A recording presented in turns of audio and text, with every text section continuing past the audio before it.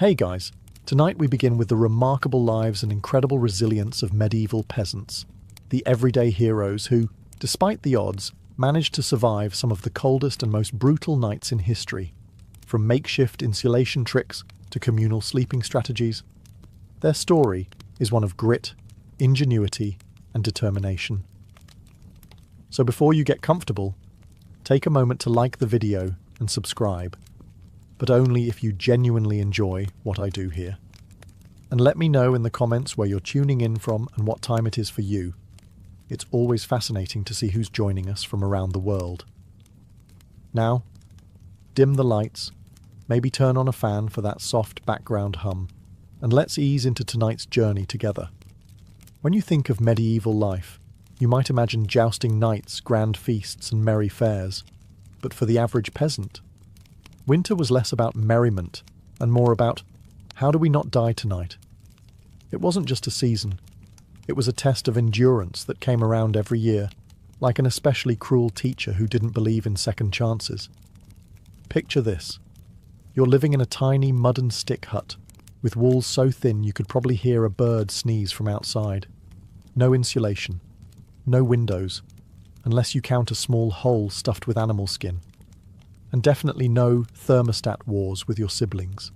The inside temperature of your home was usually just a polite couple of degrees above whatever the weather was doing outside. If it was freezing outdoors, it was politely slightly less freezing inside. Congratulations. Nights were the worst. Darkness swallowed everything. The wind howled like an angry ghost, and the fire in the hearth sputtered pathetically, doing its best but mostly just roasting the toes of whoever was sitting closest. If you were on the other side of the room, sorry, you might as well have been camping outside, with worse snacks. Clothing wasn't much help either. Peasants didn't own fancy fur coats or goose-down blankets. You had a couple of rough-spun wool tunics, maybe a cloak that smelled suspiciously of goat, and a hope that layering them would turn you into some kind of human onion. Spoiler, it didn't really work, and forget about snuggling under soft quilts. Beds were often nothing more than sacks stuffed with hay or straw, maybe with a few old rushes thrown in for good measure, and bonus, some fleas for extra company.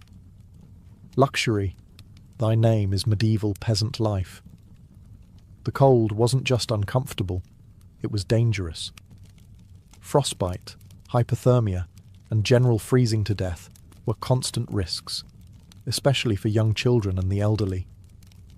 Every morning that you woke up still breathing was considered a minor miracle, and honestly, worth celebrating. Maybe with a slightly less frozen turnip for breakfast. So yes, surviving a medieval winter wasn't about comfort. It was about gritting your teeth, piling on every piece of cloth you owned, huddling with your livestock, and praying you didn't wake up with icicles hanging off your eyebrows. And the real adventure? It was just beginning. If you think your apartment is drafty because the window doesn't close properly, medieval peasants would like a word. Their homes weren't just drafty. They were basically very enthusiastic wind tunnels with a roof. Most peasant houses were what historians politely call wattle and daub construction. Translation: sticks crisscrossed like a giant basket, smeared with a charming mixture of mud, straw, and animal dung. Yes, dung. They weren't trying to be gross. Dung was a cheap, sticky insulator. Plus, it was always readily available, shall we say. These walls, no matter how lovingly smeared, didn't stand much chance against a proper winter storm. The cold wind found every crack, every gap, and gleefully danced its way into the one-room homes, swirling around and making sure you never got too comfortable. Privacy? Absolutely not. Warmth? Not really. Character building? Definitely. And then there were the roofs. Thatched roofs looked picturesque, sure, but after a few months of rain and snow, they sagged, leaked, and occasionally let in the local wildlife. Nothing says pleasant evening like a squirrel dropping onto your dinner. Windows, if they existed at all, were laughably tiny and usually covered with thin animal hides or wooden shutters. Glass was so expensive that even the lord of the manor probably couldn't afford more than a single tiny pane. And peasants.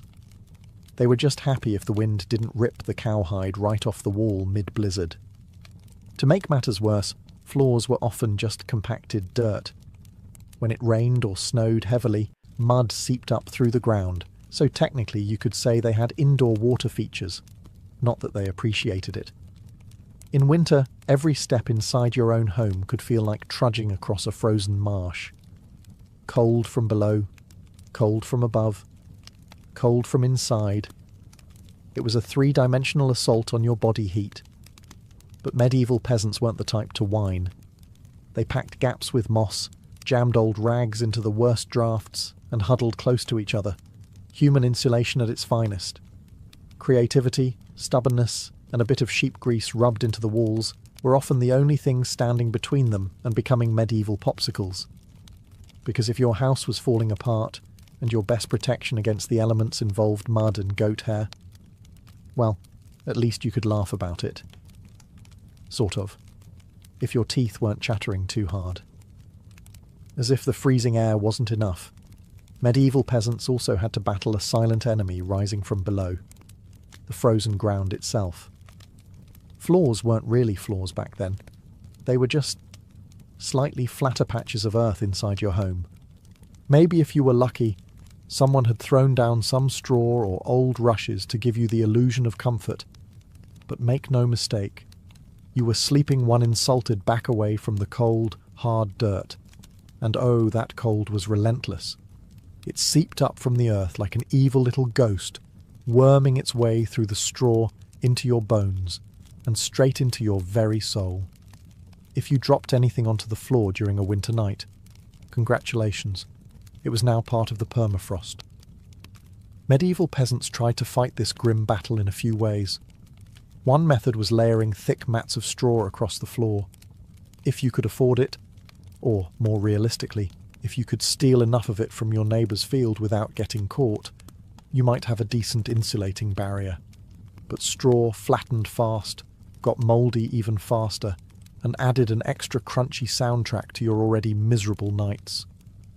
Some homes layered dried rushes onto the dirt instead.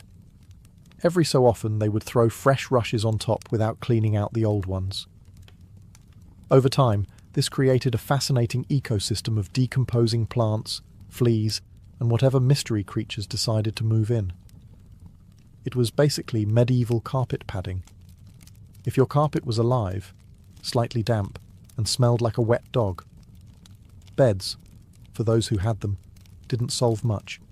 They were usually little more than wooden frames packed with, you guessed it, more straw or hay. Instead of cosy mattresses, you had poking, shifting, crunchy layers that did little against the cold radiating from below. Tossing and turning wasn't about comfort. It was a desperate, awkward dance to keep blood flowing and avoid freezing one side of your body. The truth is, medieval peasants didn't conquer the icy ground so much as learn to live uncomfortably above it.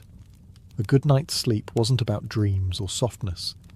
It was about waking up with all your toes still attached. And if you could pull that off, hey, you were doing better than most. If medieval homes had a single hero during winter, it wasn't the roof, or the walls, or even the brave layers of dirt and dung insulation. It was the hearth, a crackling, stubborn fire pit that served as the only real defence against the cold, the darkness, and the general gloom of medieval life. At the centre of nearly every peasant home was a simple fire. No fireplace with a fancy stone mantel, no neat chimney sweeping the smoke skyward. Instead, you had a basic pit or pile of stones, some half-burned logs, and enough smoke pouring into the room to make you wonder if you were slowly becoming a ham.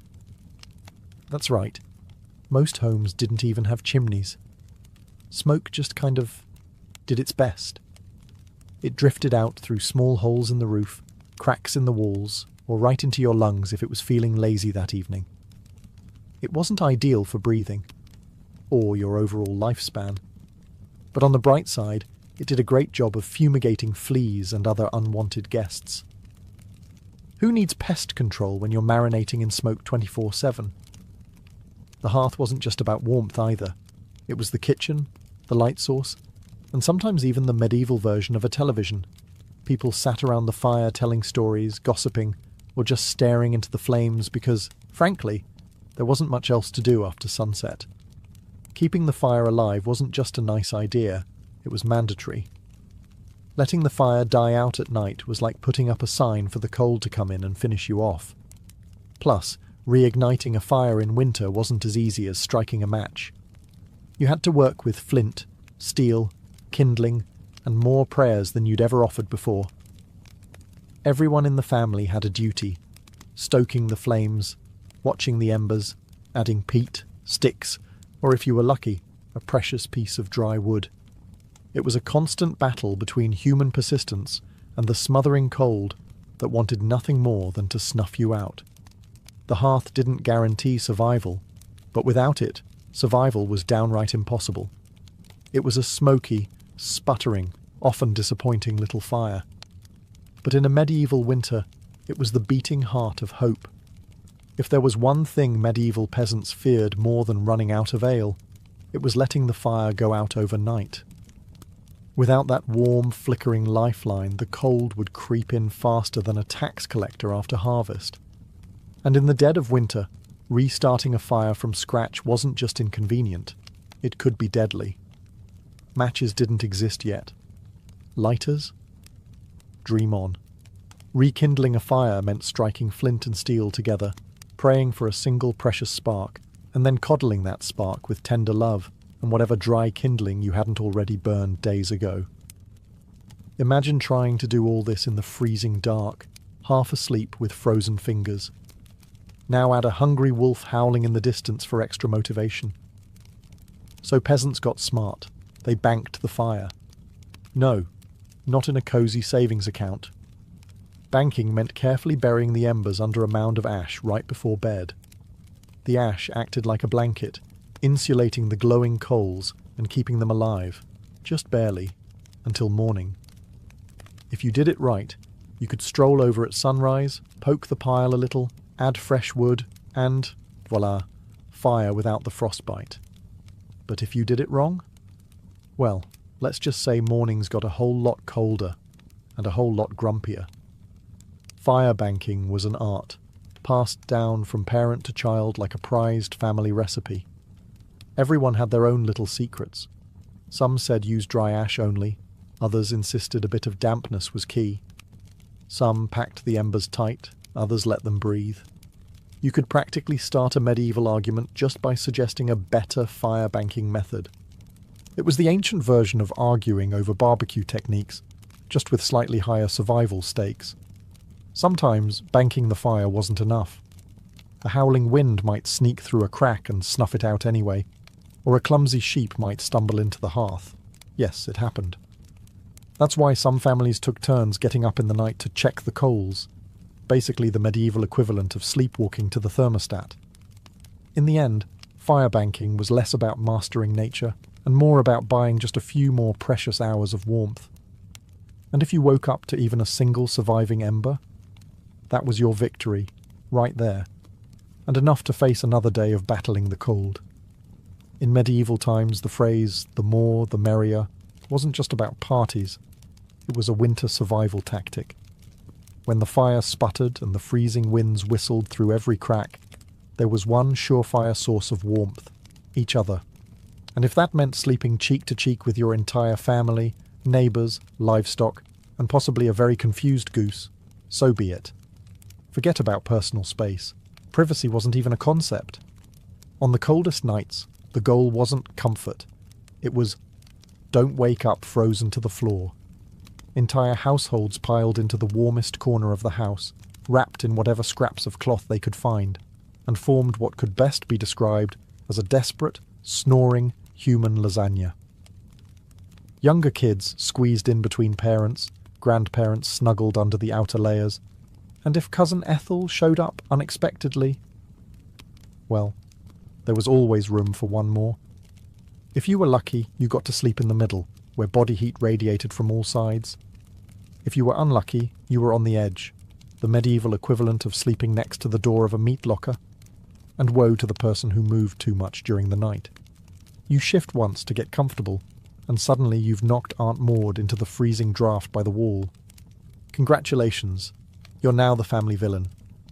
Sometimes even bedding was shared. A communal straw mattress that slowly flattened under the nightly weight of multiple generations. And because hygiene wasn't exactly winning any awards back then, let's just say it wasn't the most fragrant sleeping arrangement. But hey, when it's you versus frostbite, you stop being picky. Body heat wasn't just nice, it was strategic. Some medieval guides even recommended deliberately arranging the strongest, warmest people on the outside of the group, like human shields against the cold. Babies and frail elders were tucked deep in the centre, treated like the precious little heat generators they were. This wasn't just about survival, though. Over time, it became part of daily life, part of family bonding. Long winter nights huddled together led to storytelling, singing, and undoubtedly some very interesting conversations muffled under a shared wool blanket. So next time your sibling steals your blanket or your dog hogs the bed, just remember, at least you're not fighting for elbow space between a snoring uncle and a particularly judgmental goat. If you thought modern roommates were a challenge, medieval peasants would like to introduce you to their winter housemates. Cows, goats, pigs, chickens. Basically anything with a pulse and a little bit of body heat. Bringing animals indoors wasn't just a quirky village tradition. It was vital for survival. Livestock generated warmth, and in a poorly insulated hovel where the wind howled louder than your stomach, every little degree mattered. Plus, if your goat shared a wall with you, it was slightly less likely to get stolen by a neighbour in the dead of night. 2 birds, 1 stinky stone. At night, the house became a chaotic living furnace. Chickens nested in corners, pigs snorted near the hearth, and cows lounged luxuriously against the walls, chewing cud like they paid rent. It wasn't glamorous, far from it. If you've ever been stuck in a car on a summer road trip with someone who forgot to shower, imagine that. But it's a cow, it's winter, and there's literally nowhere else to go. The smells? Legendary. By springtime, the perfume of a shared winter was something fierce. You didn't need to light a candle. Your nostrils were already on a wild ride. But medieval peasants developed a selective nose. They didn't complain much because they knew one uncomfortable truth. The more animals inside, the fewer frozen toes in the morning. Certain animals even had prime spots. Cows, being the biggest and warmest, usually took centre stage near the family. Goats were allowed closer in for their warmth, and because goats, being goats, would find a way inside anyway. Chickens roosted in rafters or old baskets, and pigs, well, pigs didn't care. They plopped down wherever they pleased, probably right in the middle of the floor. Of course, sharing your bedroom with livestock wasn't without hazards. Imagine drifting off peacefully, only to be rudely awakened by a chicken deciding your hair makes a good perch, or stepping barefoot into something suspicious. First thing in the morning. Yes, medieval mornings could be full of surprises. Still, despite the noise, the smells, and the occasional hoof to the ribs, peasants understood the simple math. Cold kills, and cows cuddle, whether they want to or not. In the battle against winter's icy fingers, a warm, slightly slobbery cow breath was often the deciding factor between life and death. In medieval winters, fashion wasn't about looking good, it was about not dying. Peasants weren't flipping through the latest trends, they were layering up like they were preparing for battle against the Grim Reaper himself. The rule was simple. If you owned it, you wore it. Sometimes, all at once. First, the basic undertunic, a scratchy, probably not too clean linen shirt. Over that, a thicker woolen tunic, then another, if you had it. Add some leggings that sagged at the knees, a rough cloak draped over your shoulders, and, if you were really lucky, a patched-up sheepskin thrown on top like a prize trophy. Congratulations, you are now approximately 10% warmer and 90% itchier. Boots were a luxury. Many peasants wrapped their feet in layers of cloth or old rags and stuffed them into wooden clogs. If the cold still bit through, well, you just added another rag and hoped you didn't lose a toe. and forget about washing all these layers. Washing your clothes in the middle of winter meant dragging them to a frozen stream, smashing through the ice, and then waiting 2 days for your only shirt to dry, if it didn't just freeze into a tragic shirt cycle. Most peasants wisely decided that smelling like a mix of smoke, sweat, and sheep was a small price to pay for not freezing solid. Interestingly, the dirt and grease buildup had a bonus feature: insulation. That grimy layer locked in body heat. It was like a medieval Gore-Tex jacket, just smellier and far less socially acceptable today. Hats, scarves, and gloves were prized treasures. A simple woolen cap could mean the difference between making it through the night or waking up with hair frozen to the wall. Gloves were often homemade from whatever scraps of leather or fabric people could scrounge, sometimes looking more like sad puppet costumes than anything fashionable. Children were especially swaddled until they resembled overstuffed turnips, waddling awkwardly around the house. The goal was to trap as much precious body heat as possible. Style? Elegance? Never heard of them. Warmth was the real medieval flex. So, the next time you complain about layering up for a chilly day, just remember, medieval peasants walked around wearing half their wardrobe at once, looking like lumpy laundry bags, and counting themselves lucky for it. In the medieval peasant playbook, dirt wasn't just something you scrubbed off. It was practically a survival tool. As it turns out, getting grimy wasn't a sign you'd given up on life. It was tactical, strategic, dare we say, genius. See, winter posed a very specific problem: heat loss. Clean clothes, especially freshly laundered linen, were surprisingly terrible at keeping you warm. They were breathable, sure, but when the air temperature hovered somewhere between hypothermia and instant regret, breathable wasn't exactly a selling point. That's where dirt came in. As peasants trudged through day after day without washing their clothing, layers of grime, natural body oils, and good old-fashioned mud began to build up on their tunics, cloaks, and leggings. Over time, this natural armour clogged the tiny gaps in the fabric, making clothes more wind-resistant.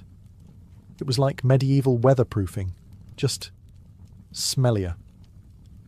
Sure, you smelled like a goat who lost a bet, but guess what? You were warm. In fact, some medieval folks believed that washing yourself too often in winter could actually make you sick. Better to keep that protective, holy filth barrier intact. Bathing was rare, laundry even rarer, and soap, when it existed, was reserved for serious occasions, like when the bishop showed up, or maybe right before you died. Adding to the strategy, peasants layered their clothes without changing the ones underneath. You just threw your new layer on top of last month's. Eventually, you became a walking museum of the past 6 weeks. Every stain telling the heroic story of that one time I slipped in the mud but didn't die. To outside observers, medieval peasants might have looked and smelled like they had completely given up on hygiene. But the peasants knew better. That grimy, crusty tunic was a thermal shield against death by frostbite. It wasn't glamorous, but neither was freezing to death because you wanted to smell like flowers. Besides, in a world where literally everyone stank to high heaven, you weren't offending anyone. Nose blindness was practically a way of life. So yes, in medieval winters, filth wasn't failure. It was fashion. It was function. And if you had a thick, greasy outer layer by February, you, my friend, were winning at life. If you thought medieval peasants spent their winters tucked into plush feather beds with embroidered quilts, think again. The reality was a bit more rustic. And by rustic, I mean, let's sleep on a pile of dead plants and hope for the best. Beds, in the medieval peasant world, were usually a rough wooden frame, if you could afford one, covered with a big sack stuffed full of straw, hay, or old rushes. That's it. No memory foam, no orthopedic support, no 5-star hotel experience. Just a crunchy, lumpy, slightly pokey mess that smelled faintly of barnyard and regret. Every toss and turn in the night brought a delightful soundtrack of crinkling straw and the occasional sharp jab from a rogue stork. Some peasants even skipped the wooden frame altogether and just threw the straw straight onto the dirt floor, creating a luxurious, ground-level sleeping experience that modern influencers would probably rebrand as earth-connected slumber. The straw mattresses weren't just uncomfortable, they were temporary. Over time, the straw flattened, grew mouldy, attracted bugs, and generally turned into a biological hazard zone. Changing the straw was a big event, usually done a few times a year if you were diligent, or whenever your bed started actively moving without your permission. Rushes were a popular alternative. These long grasses were spread thick on the floor, sometimes mixed with herbs like lavender or rosemary to mask the overwhelming odour livestock aroma of daily life. Fresh rushes smelled lovely, for about a day. After that, they became part of the muddy, trampled landscape inside the house, blending seamlessly with dirt, food scraps, and whatever else wandered in. And let's not forget the bedfellows. Fleas, lice, and other charming critters loved straw bedding almost as much as the peasants did. If you woke up scratching more than you slept, congratulations. You were living the authentic medieval experience. Despite the hardships, these humble beds were lifesavers. Piles of straw provided a crucial insulating layer against the frozen earth, and clumping together atop them created pockets of shared body heat, medieval central heating at its finest. So, next time you sink into your soft, supportive mattress, just remember, somewhere out there, a medieval peasant is looking down at you from history, grinning through a mouthful of missing teeth and saying, "Must be nice." When you live in a house made of sticks, mud, and optimism, you quickly learn that winter breezes aren't just a nuisance, they're personal attacks. Medieval peasants didn't just fight the cold from the outside, they fought it from inside their own homes, armed with nothing but whatever they could cram into the cracks. And trust me, there were a lot of cracks. Walls warped, mud crumbled, thatch sagged. The cold seemed to find new places to sneak in every night, like a mischievous poltergeist with a grudge. Sealing up the house became an art form. Peasants stuffed gaps with moss, straw, scraps of old cloth, bundles of dry grass, and sometimes even animal hair. If it was soft, squishy, or vaguely insulating, it was jammed into a hole somewhere. Some particularly determined souls daubed extra layers of mud and dung over the outside of their walls as an annual winter project. Imagine standing there in freezing weather, slapping cold manure onto your own house while muttering, "This is fine, this is luxury." Because in a way, it was. Roof leaks were another battlefield. Thatch, while cheap and plentiful, wasn't exactly waterproof, especially after a few seasons of rain and snow.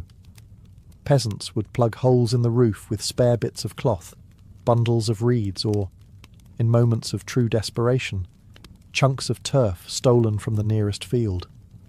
Every home eventually started to look like a slightly sad patchwork quilt made by someone who gave up halfway through. Doors? Windows?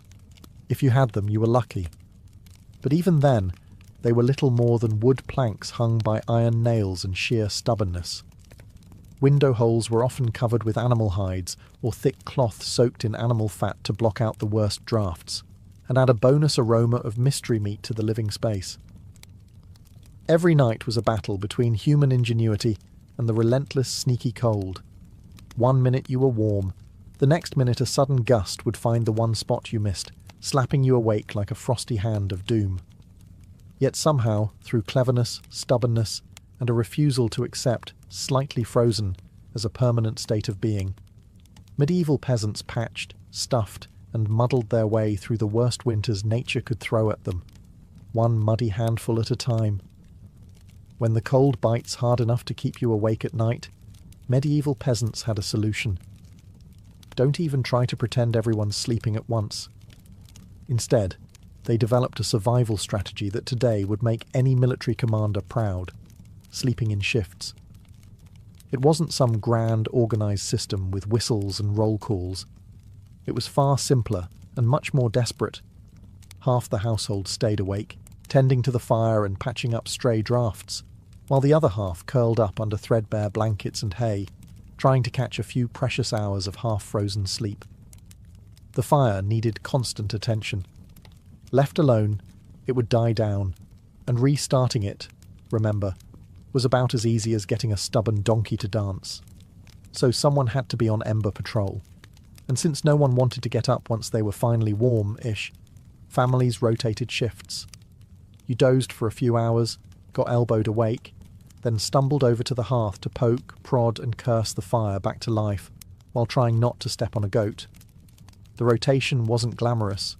There were no night vision goggles, no late-night snacks, and certainly no 5 more minutes snooze buttons. Just stiff joints, heavy eyelids, and a growing resentment toward whoever snored loudest during your shift. Children old enough to hold a stick were pressed into service, learning early that in winter, everyone pulled their weight, or froze trying. Grandparents sometimes stayed by the fire longer, both because of their experience and, frankly, because arthritis made lying down and getting up again a monumental event. And when it was your turn to sleep, good luck. With people moving about, animals rustling, wind battering the walls, and the occasional sharp nudge from a sibling who, accidentally, rolled over too hard, getting quality rest was a miracle. Yet despite the exhaustion, the system worked. Sleeping in shifts meant that there was always a set of eyes, and cold, begrudging hands, ready to keep the hearth alive. The embers survived, and by extension, so did the family. So next time you grumble about waking up to adjust the thermostat or let the cat out, spare a thought for the medieval peasant, squinting into a smoking fire at 3 a.m, wondering if toes were really that important after all. You know it's cold when you have to think about how you breathe just to stay alive. Medieval peasants didn't just battle the freezing air with cloaks, fires, and creative sleeping arrangements. They even adjusted the way they inhaled and exhaled to survive the night. The problem was simple. Deep, open-mouthed breathing pulled icy air straight into your lungs. In a world where pneumonia could kill you faster than you could say, "Hail Mary," that was a risk nobody wanted to take. So peasants learned the art of what you might call survival breathing. Instead of sucking in huge gulps of air like they'd just run a marathon, they kept their breathing shallow, slow, and, most importantly, through the nose. The idea was to gently warm the incoming air a bit before it hit their lungs. It wasn't perfect, but it was better than coughing yourself into the grave by February. If you accidentally took a big mouthful of cold air, congratulations. You just bought yourself a ticket to a week of hacking up bits of what felt like your soul, with no doctors in sight, and grandma treating you with hot onion tea and firm prayers. Some people even tucked parts of their cloaks, shawls, or rags up over their faces while they slept, creating a makeshift breath-warmer barrier. Of course, this also meant you ended up with a damp, slightly soggy fabric patch clinging to your mouth by morning, but hey, it beat freezing from the inside out. Children were taught these tricks early on.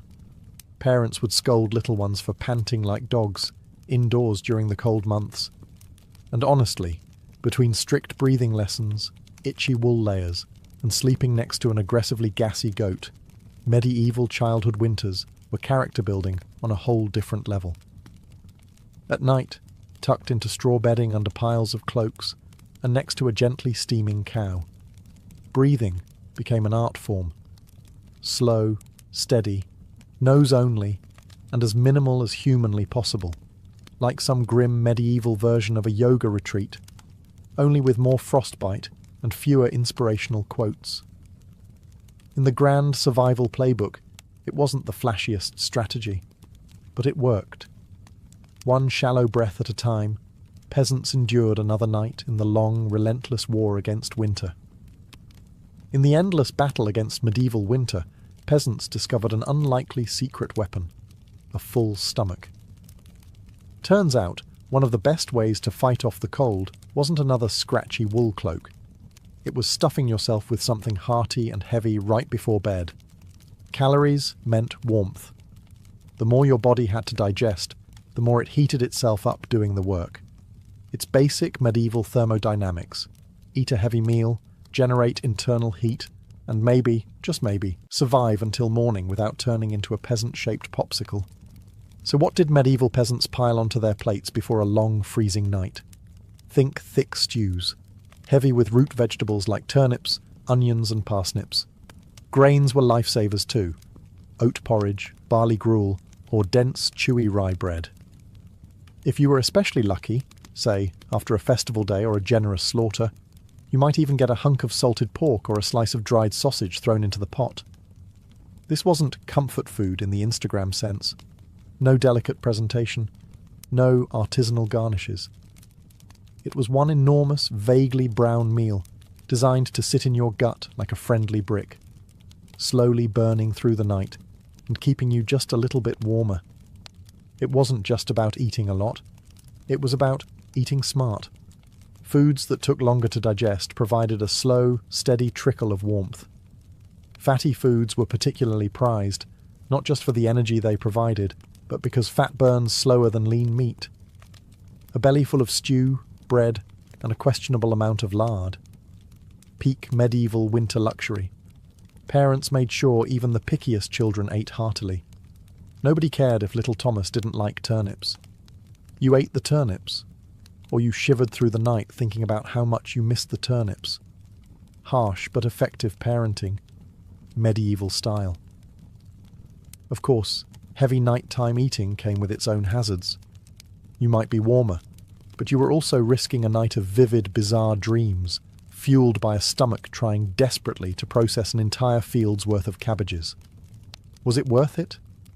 Absolutely. Because in the end, peasants weren't aiming for a Michelin star meal. They were aiming to survive.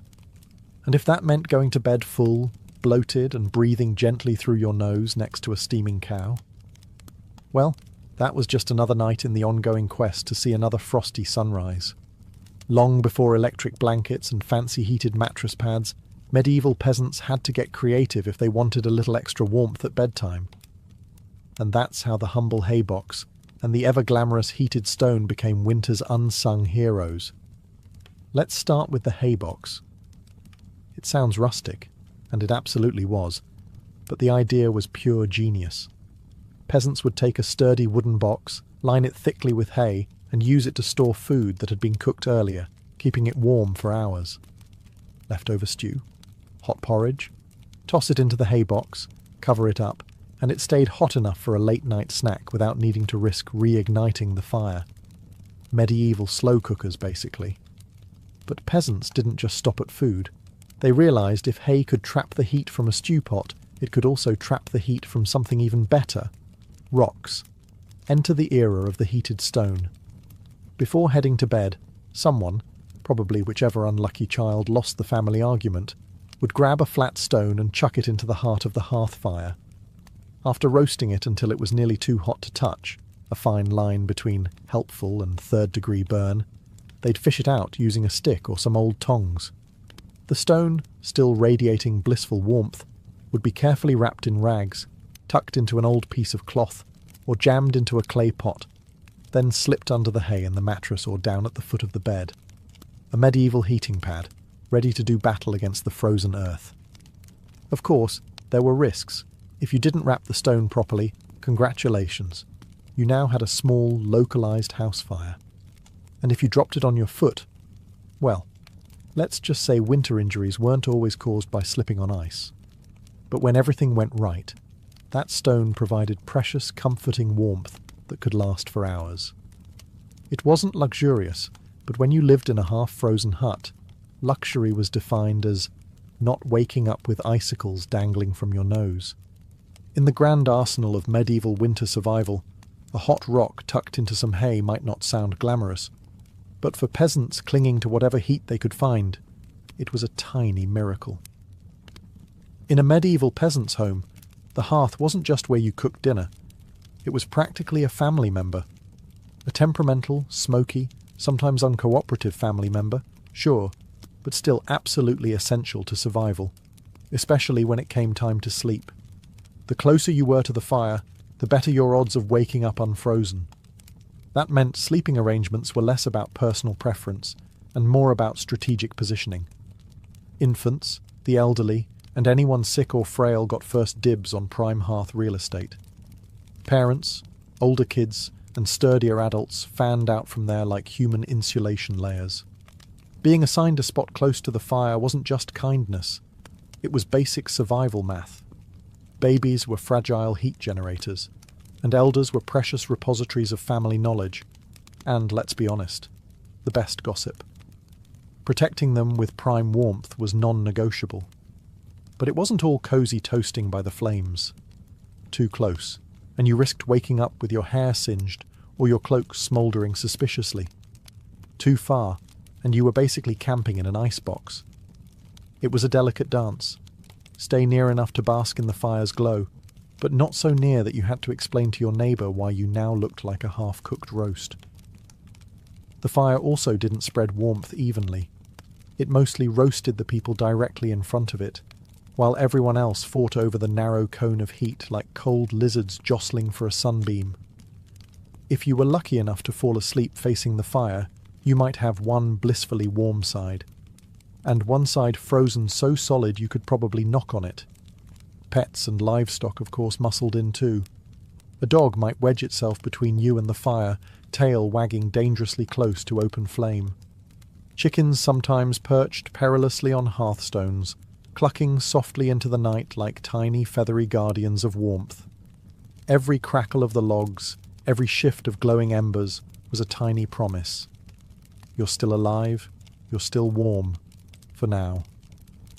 And so peasants drifted into uneasy sleep, lulled by the fire's pops and hisses, each breath forming small clouds in the frigid air beyond the fire's fragile circle. It wasn't perfect, it wasn't comfortable, but it was life, clinging to warmth by a thread of glowing coals. In the medieval world, no one survived winter alone, unless they wanted to become a very stylish frozen statue by January. Survival wasn't just a family affair. It was a village project, a messy, muddy, loud collaboration where everyone's warmth and life depended on everyone else. The peasants knew that in the dead of winter, a strong fire and a pile of hay could only do so much. If your neighbour's house went dark, you noticed. If the smoke from old Tom's hearth suddenly stopped curling into the sky, someone went to check. And not just because Tom owed you a chicken, though that might be part of it, but because community meant survival. Villages had unofficial winter watchers, often the young or the elderly, who couldn't work the fields, but could keep an eye on who was coughing too hard, who hadn't come to barter at the market in a few days, or whose home looked a little too still in the morning frost. These people were the medieval version of neighbourhood patrol, minus the reflective vests, plus a lot more sheep. If a family's fire went out, it was a near emergency.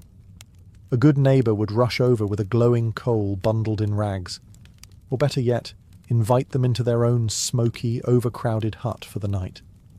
Yes, it meant squeezing an extra 4 bodies into an already cramped space, but it was better than finding frozen friends come spring thaw. Communal food stores played a role too. During especially brutal winters, villages sometimes pooled their last salted meat, grain, and dried vegetables. It was grim charity. No one had much, but a few communal meals could be the difference between staggering into spring or not. Even children understood the stakes. They helped deliver wood, shared embers, and ran urgent messages when someone needed help. No one was too small or too tired when winter came knocking.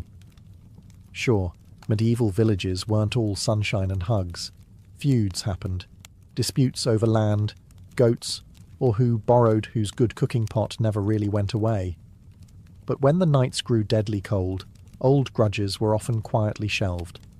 After all, a rival was still worth saving, because tomorrow it might be you needing rescue. In the icy heart of winter, the village became one big, stubborn family. Sometimes dysfunctional, often hilarious, always fiercely determined to survive together. One muddy boot, one crackling ember, one frozen smile at a time. When medieval peasants faced the merciless cold of winter, they didn't just pile on cloaks or stoke the fire. They prayed. A lot. Because when the wind howled like wolves outside your paper-thin walls and the fire shrank into sullen embers, you wanted every possible advantage, including a little divine intervention. Faith wasn't just a Sunday affair back then. It was woven into every frozen breath. Before crawling under layers of straw and scratchy wool, families would kneel together, offering up hurried prayers to keep the fire burning, the roof intact, and their toes attached by morning. Saints became more than distant holy figures. They were winter's frontline defence. Saint Blaise, for instance, was called upon to protect against throat ailments. Not a minor concern when one mouthful of icy air could land you coughing up your soul. St. Nicholas wasn't just the jolly gift-giver of later legend. He was also asked to protect households from sudden ruin during the lean, deadly months. Superstitions wrapped themselves snugly around daily survival. Some families sprinkled a little holy water near the hearth before sleeping, hoping it would protect against evil spirits, or at the very least, mischievous drafts. Others marked doorways with blessed chalk after certain feast days, pleading for warmth and luck to find their way inside. Candles played a role too. Special vigil candles, often blessed by the local priest or the most pious old woman in the village, were sometimes kept burning throughout the night, a flickering plea against the cold darkness clawing at the walls. And of course, no serious winter prayer session was complete without a few promises. Dear Lord, if you just get us through this night, I swear I'll be kinder to my neighbour, even the one who keeps stealing our turnips. Faith wasn't some abstract comfort. It was a daily, urgent conversation. The peasants weren't asking for luxury, just survival.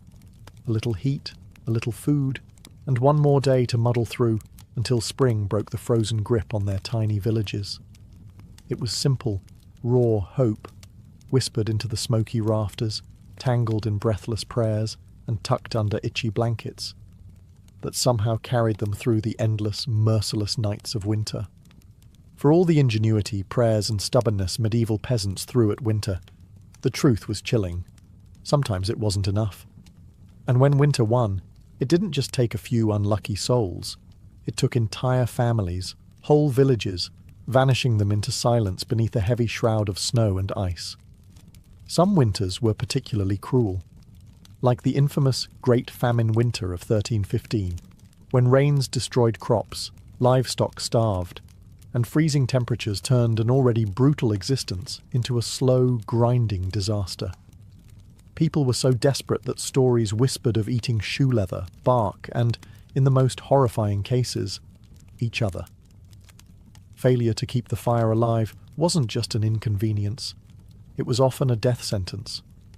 Without the hearth's meagre warmth, families huddled together for the final time. Neighbours would sometimes stumble across whole households in spring, bodies still locked in one another's frozen embrace, as if trying to share just a little more heat until the very end. Houses themselves could collapse under the weight of heavy snow or battering ice storms. A roof giving way in the middle of a frozen night wasn't just catastrophic. It was often fatal. Dragging yourself through thigh-deep snow to beg shelter from neighbours wasn't a guarantee either, especially if those neighbours were already stretched to the breaking point. Disease loved the cold too. Starvation weakened the body, and cramped, smoky homes turned into breeding grounds for pneumonia, bronchitis, and other deadly infections. A simple cough in December could easily be a funeral by January. And then there was the quiet horror. Frostbite. Fingers, toes, even ears blackened and died while still attached to their owners. Some villagers survived winters at the cost of their limbs, a grim badge of honour that said, "I made it through, but winter took a piece of me." Yet what's most haunting isn't just the death, it's the eerie normalcy of it. People accepted that each winter, some among them wouldn't see the thaw. Death wasn't unexpected. It was just another neighbour at the door, wrapped in frost, waiting its turn. Even amid the bitter cold and constant threat, medieval peasants pressed on, stubborn, grieving, clinging to life. Because as long as there was one ember left in the hearth, one breath hanging in the frozen air, there was still a fight worth fighting. When we look back at medieval peasants, those muddy, frost-bitten survivors of endless winters. It's tempting to see only their hardships, the cracked hands, the frozen toes, the smoke-choked huts. But buried beneath all that struggle is something far more powerful, a legacy of raw, stubborn ingenuity and unbreakable endurance. They didn't have central heating, thermal jackets, or cozy memory foam mattresses. They didn't even have the luxury of assuming they'd survive until spring. But what they did have, and what they left behind, was the blueprint for resilience. Every hay-stuffed mattress, every hand-banked fire, every moss-crammed wall gap was a testament to human creativity under pressure. Faced with impossible odds, they didn't collapse in despair. They adapted. They learned from the land, from each other, and from the bitter lessons carved by each brutal winter. Their communities were built on more than shared land. They were built on shared survival. They taught each other to watch over the sick, to pool resources when food ran low, to trust that helping a freezing neighbour today meant someone might help you tomorrow. They lived by the understanding that no one beats winter alone. Their faith, too, was a kind of endurance. They wove prayers into their daily lives, not just out of fear, but out of hope. Fragile, stubborn hope that tomorrow might be a little warmer, a little brighter. Hope that after 100 dark nights, spring would come again, and life would find a way to push through the frozen ground. And somehow, it did. Because of their sacrifices, because of their unglamorous victories, surviving one more night, one more storm, future generations thrived. Bit by frozen bit, they pushed humanity forward, enduring winters their ancestors could barely survive, until warmth and comfort became common expectations instead of distant dreams. Their blood, sweat, and ingenuity are stitched invisibly into the lives we live now. Every cozy blanket, every warm house, every lazy winter evening spent sipping tea under soft lights. All of it is the end result of countless medieval peasants refusing to give in to the cold.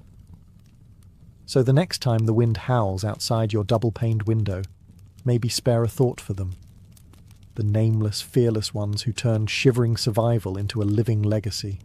One ember, one breath, one stubborn heartbeat at a time. Anne Boleyn didn't come into the world with a crown on her head or armies at her feet.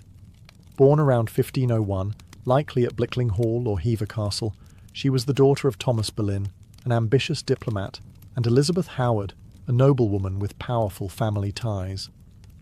In the grand scheme of Tudor society, Anne's birth barely stirred a ripple.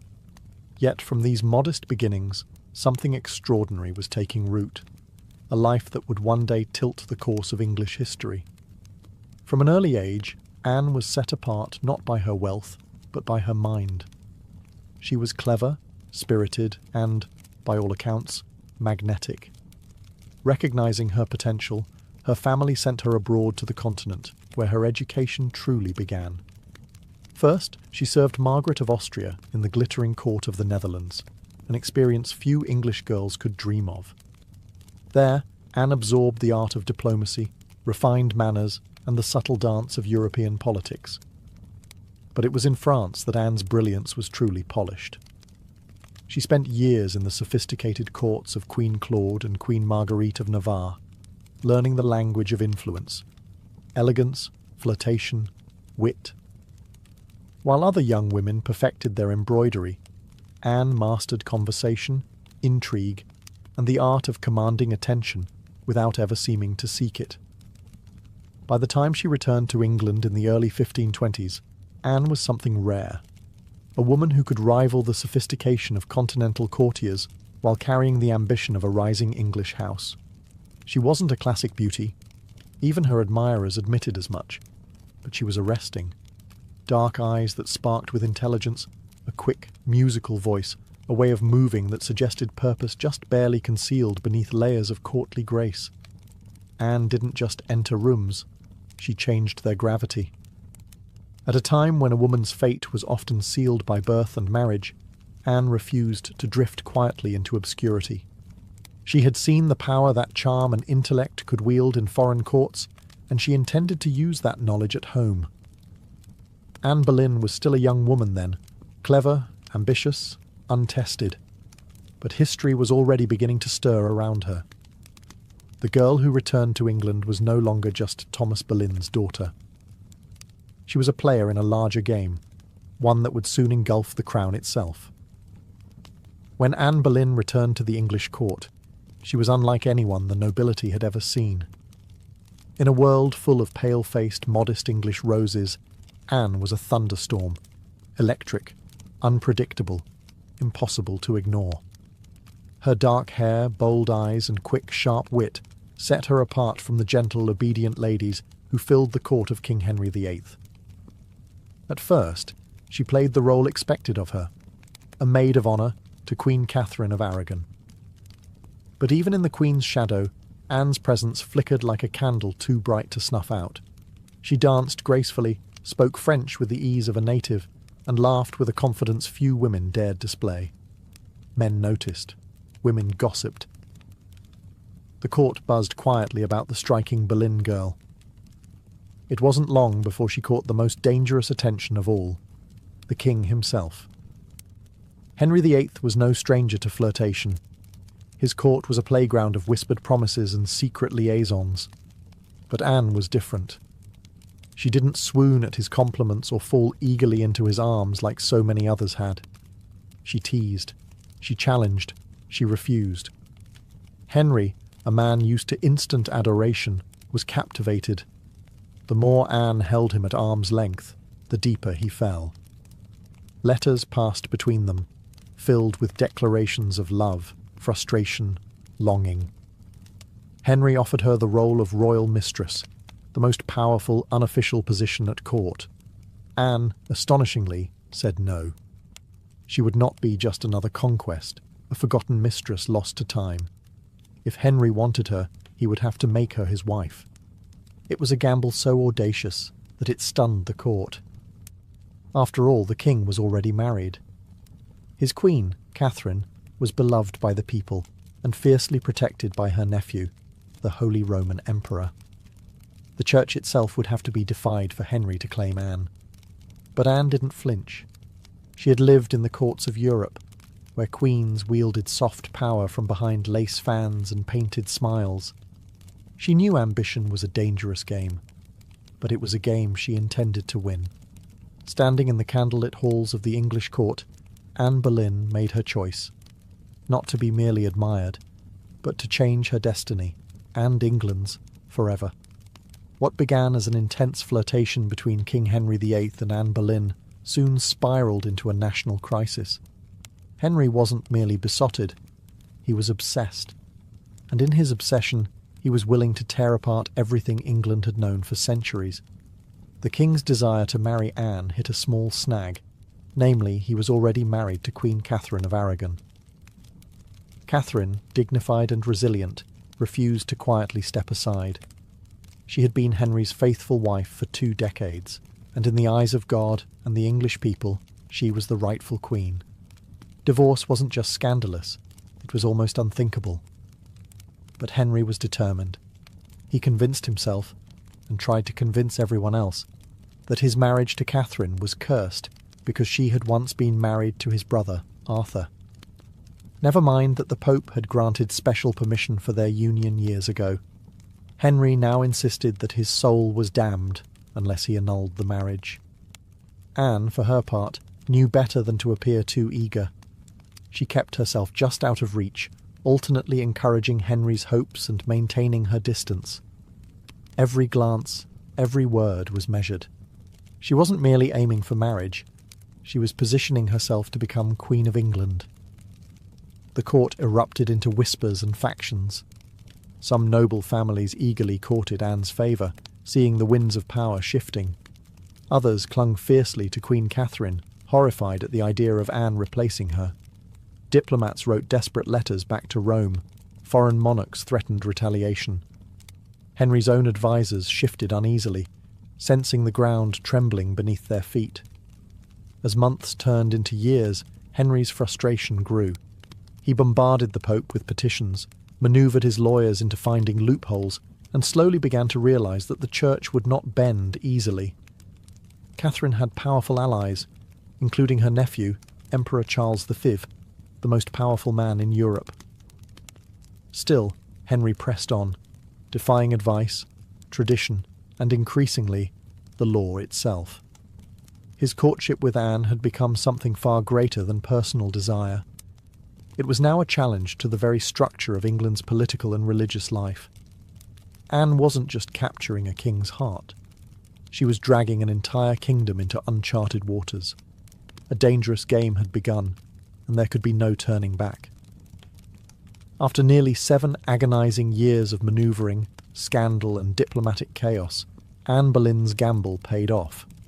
In January 1533, she secretly married Henry VIII, a bold move, given that he was still, technically, married to Catherine of Aragon in the eyes of the Pope and much of Europe. By June, Anne was crowned Queen of England in a lavish ceremony at Westminster Abbey. It should have been the crowning moment of her life, but the atmosphere was far from universally joyful. The people of London watched with wary eyes. Some cheered, others muttered prayers for Queen Catherine. Many wondered if this new queen, with her French manners and daring spirit, was a blessing or a curse. Anne entered her queenship not as a beloved figure, but as a storm. Unlike Catherine, who embodied traditional English values of humility and piety, Anne was dazzling, provocative, and politically savvy. She wore bold colours, commanded the court with sharp intelligence, and made powerful enemies with breathtaking speed. Her position, while seemingly secure, was also terrifyingly precarious. Everything rested on one thing: providing Henry with a male heir. Anne knew this as keenly as anyone. She was not merely Henry's lover anymore, she was the hope of a dynasty. Early in her pregnancy, Anne and Henry were elated, certain the child would be a boy. But in September 1533, Anne gave birth to a daughter, Elizabeth. To Anne's credit, she masked her crushing disappointment with grace, insisting the next child would surely be a son. Henry, however, was less composed. His eyes, once full of adoration, now flickered with doubt. Still, for a time, Anne's star burned brightly.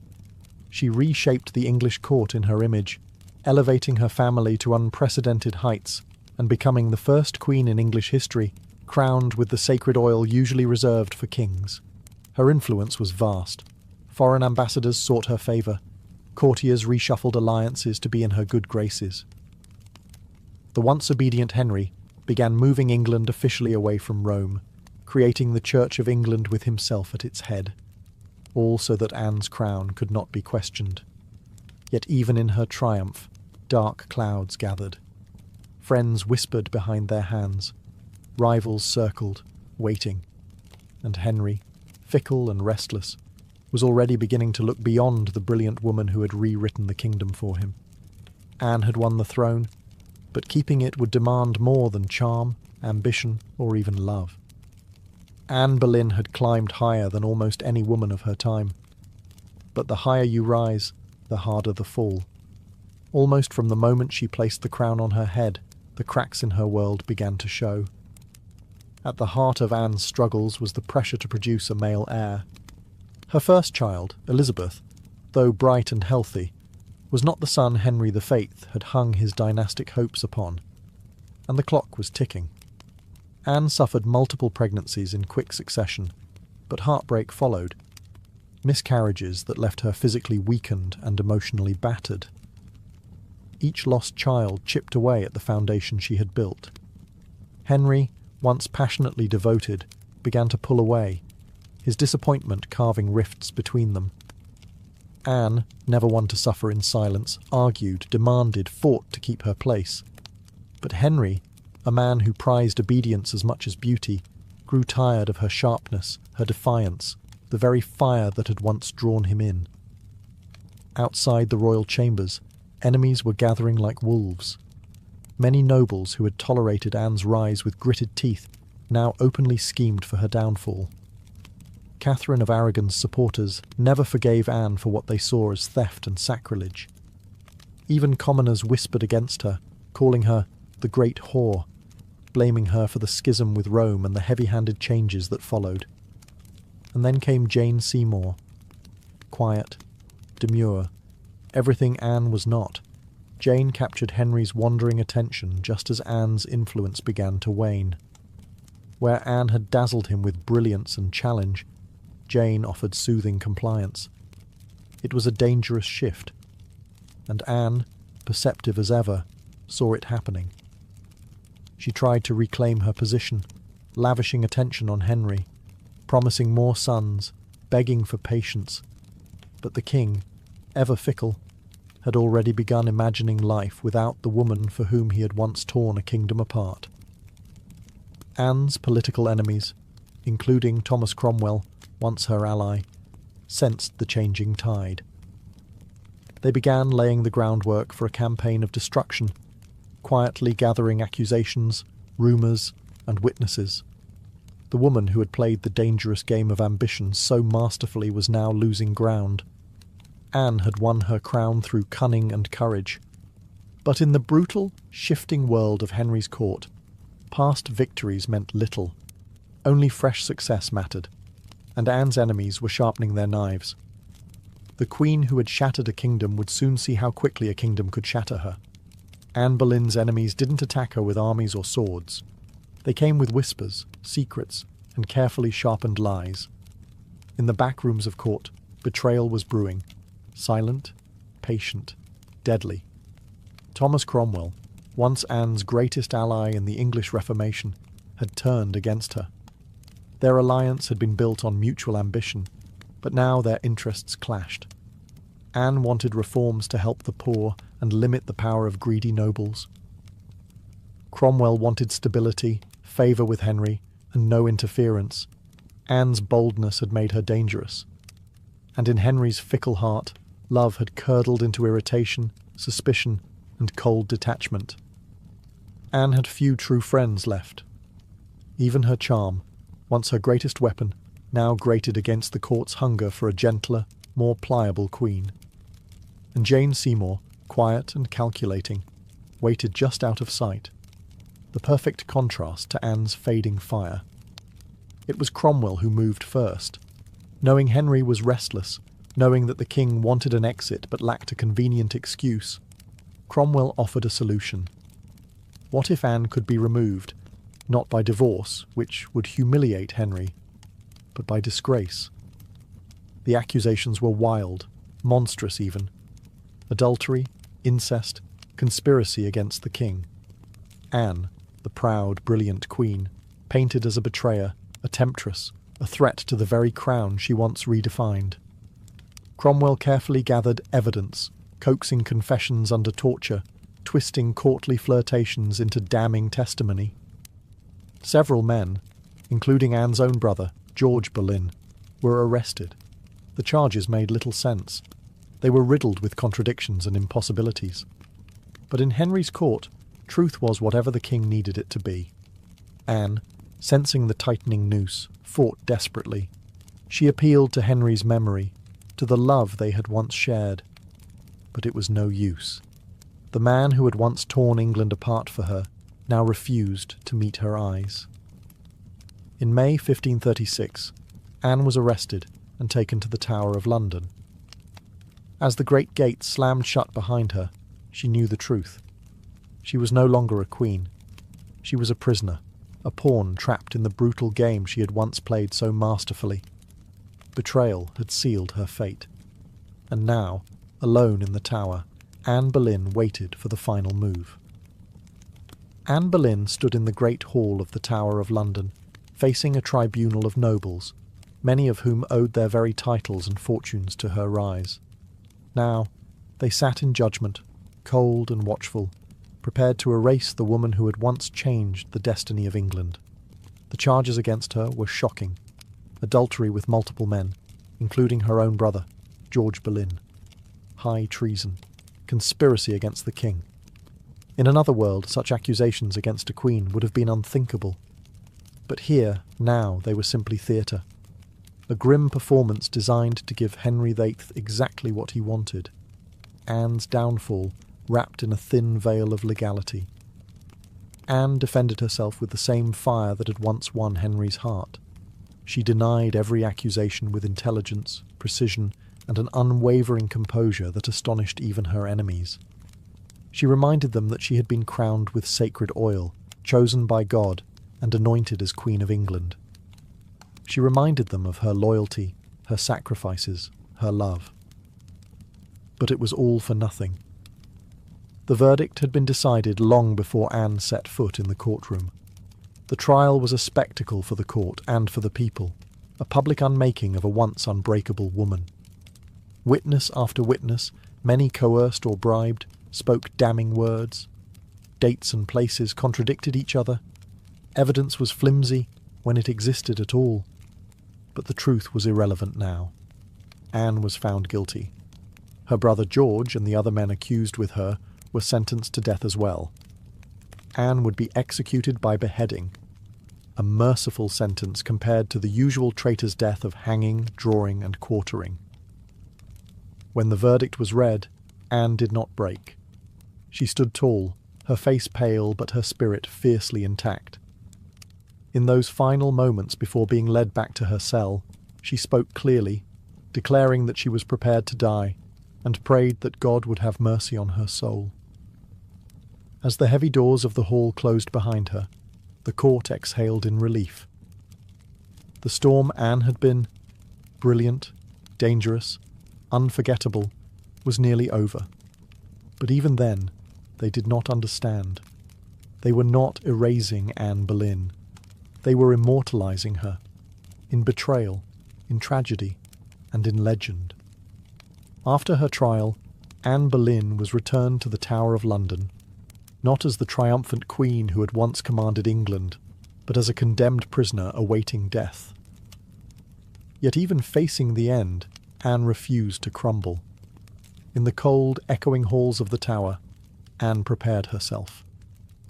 She spent hours in prayer, kneeling on the hard stone floors, her hands clasped tightly, her voice steady. She confessed to no crimes because she believed she had committed none. She was not afraid to die, she said, but she prayed that her death would bring peace to the kingdom, and perhaps mercy to her little daughter, Elizabeth. Her ladies-in-waiting, those few who had stayed loyal, wept in private. Anne comforted them instead of the other way around. She joked bitterly at times, that she would be remembered as a queen who had lost her head. In her dark humour was the stubborn spark that had made her unforgettable. Henry VIII, meanwhile, showed no sign of mercy. He had already turned his attention to Jane Seymour. Even before Anne's execution date was finalised, Henry was arranging his next marriage. For Anne, this final betrayal, from the man who had once torn down a kingdom for her, must have been the deepest cut. On May 18th, 1536, Anne was told she would die the next morning. She slept little that night. Instead, she spent her final hours in prayer, asking God for forgiveness for all who had wronged her, and perhaps for herself, for the ambition and pride that had led her here. Henry, with a flicker of royal kindness, had arranged for a French swordsman to carry out the execution, faster, cleaner, less brutal than an axe. It was a small mercy, bought perhaps more for the king's conscience than for Anne's comfort. At dawn, Anne dressed carefully for her final moment. A dark grey gown of damask trimmed with fur, a crimson kirtle beneath, colours of dignity, of sacrifice. She pinned up her dark hair and tucked it beneath a simple cap, ready to face the blade with grace. As the tower's cold morning mist curled around the courtyard stones, Anne Boleyn, queen, mother, survivor, fighter, stepped forward. There would be no tears, no pleas, only a final act of courage in the face of history's judgment. Her end was near. But her story was just beginning. On the morning of May 19th, 1536, Anne Boleyn ascended the scaffold built within the Tower of London's walls. A small crowd gathered, courtiers, guards, a few witnesses, all wrapped in silence, as if even the stone walls held their breath. Anne stood tall, her grey gown fluttering slightly in the cold morning breeze. She looked thinner than she had at court, her face pale but calm. There were no hysterics, no broken sobs. If anything, she faced death with the same fierce dignity that had once shaken a kingdom to its knees. She spoke briefly, carefully choosing her final words. She did not accuse. She did not defend herself. She prayed for the king's health and prosperity, the very man who had abandoned her. In those final moments, Anne offered the world not a confession, but forgiveness. Her courage stunned even those who had come to see her fall. The French executioner, brought specially to ensure a swift death, stepped forward. Anne knelt upright, her hands folded in prayer, her eyes lifted toward the heavens. A small white cloth was tied around her eyes. She remained still. The sword flashed once, silent, swift, and Anne Boleyn, queen, mother, history maker, was no more. She was buried quickly in an unmarked grave within the Tower grounds, laid to rest in a narrow chest because no proper coffin had been prepared for her. A queen once crowned in gold, now left to vanish without ceremony. Yet Anne's story didn't end in that cold grave. Her daughter, Elizabeth, the child whose birth had once disappointed a king, would rise to become one of the greatest monarchs in English history. Elizabeth I, the Virgin Queen, whose reign would see the flowering of English art, power, and global influence. A queen who inherited her mother's fierce spirit, sharp mind, and unyielding resilience. Anne Boleyn changed the course of England forever. Her ambition helped trigger the break with Rome and the birth of the Church of England. Her fall showed the world that even queens could be cast aside. Yet through her blood, through Elizabeth, Anne's legacy blazed brighter than any crown she had worn in life. In the end, Anne Boleyn won a kind of immortality, not through her survival, but through her indelible impact on history. By the early 1770s, the American colonies simmered like a pot left too long over a roaring fire. The relationship with Britain, once seen as the proud mother country, had soured into resentment, suspicion, and growing fury. It hadn't started with tea. Years earlier, the Stamp Act had enraged colonists by placing taxes on everything from newspapers to playing cards. That was followed by the Townshend Acts, taxing essentials like paper, glass, and paint. Each new law, passed thousands of miles away by a parliament in which the colonists had no representation, was like another spark landing in dry brush. At first, the anger showed itself in polite petitions and fiery pamphlets. Colonial assemblies drafted formal protests. Merchants organised boycotts. Writers like Samuel Adams and John Dickinson filled newspapers with passionate arguments about liberty and rights. But as time wore on, frustration deepened into something darker. A slow realisation that Britain wasn't listening. Worse, Britain didn't care. Many colonists clung to the hope that if they just made enough noise, if they just reasoned hard enough, Parliament would repeal the taxes. And sometimes they did. The Stamp Act was famously repealed after loud colonial protest. But every small victory was followed by new legislation, new taxes, new insults. It wasn't about the money. It never really was. The taxes themselves were modest by British standards. What infuriated the colonists was the principle. They were being taxed without consent, treated as subjects rather than citizens, ruled like distant possessions rather than partners. Boston, more than any other city, became the beating heart of resistance. The Sons of Liberty, a secretive, fiery group of patriots, grew louder and bolder. In 1770, tensions exploded into violence when British soldiers fired on unarmed civilians in what became known as the Boston Massacre. Blood had already stained the cobblestones. Trust was a thing of the past. By 1773, the colonies were teetering on the edge. A final insult would tip them into open defiance. And it came, not in the form of soldiers or new laws or armies, but in the quiet, seemingly harmless shape of crates stacked with tea. The colonists didn't know it yet, but the night that tea floated in the cold waters of Boston Harbor, the world would change forever. In 1773, Parliament made a critical miscalculation. Believing the American colonies would quietly accept cheaper tea, they passed the Tea Act, a law that was supposed to save the struggling British East India Company and, incidentally, reassert Britain's right to tax the colonies. On paper, it looked like a good deal.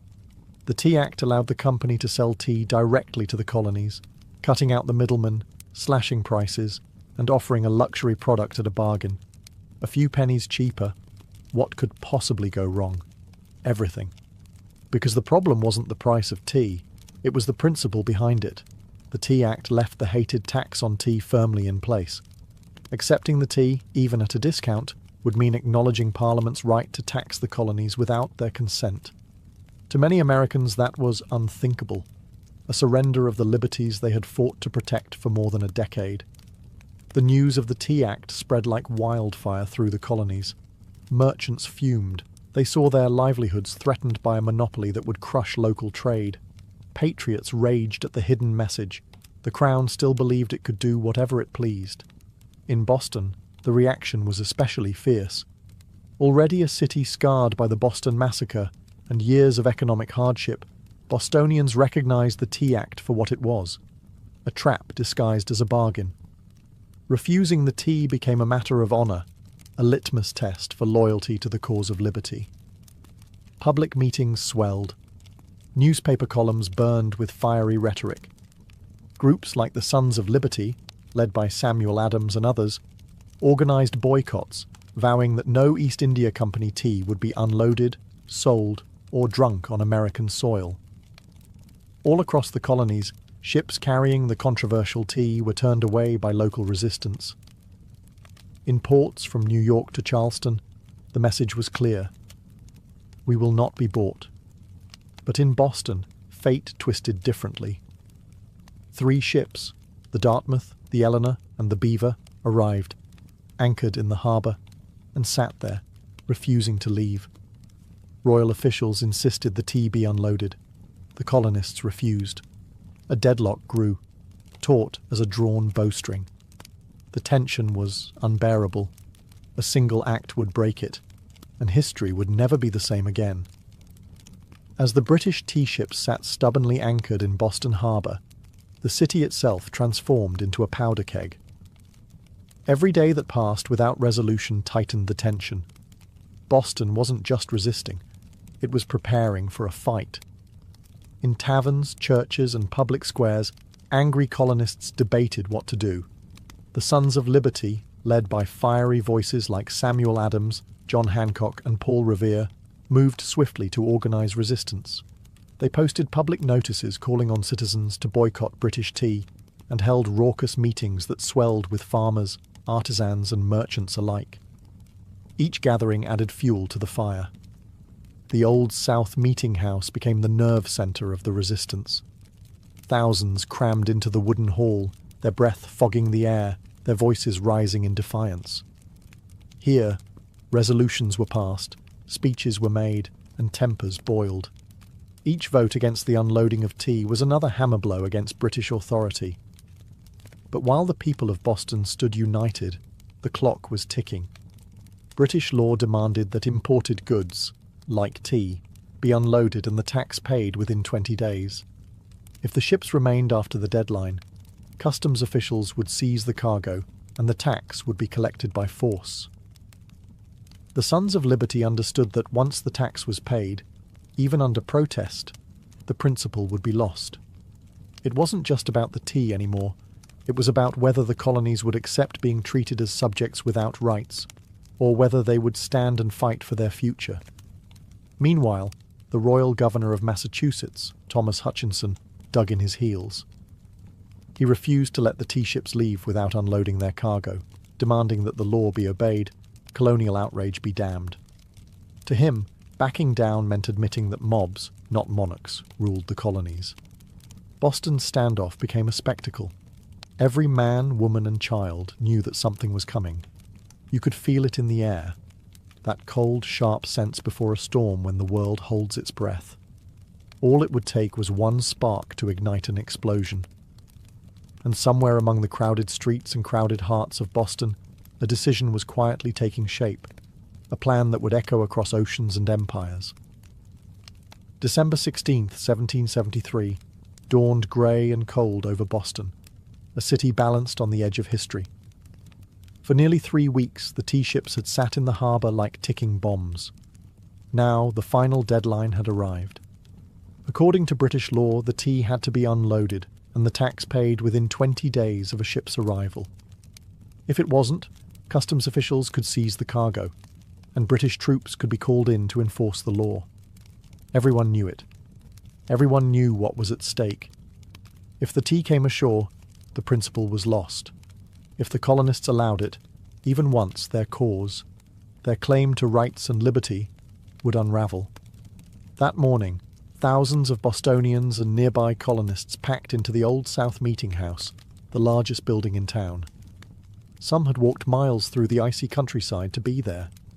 The meeting was so packed that men spilled out into the streets, straining to hear the fiery speeches echoing through the halls.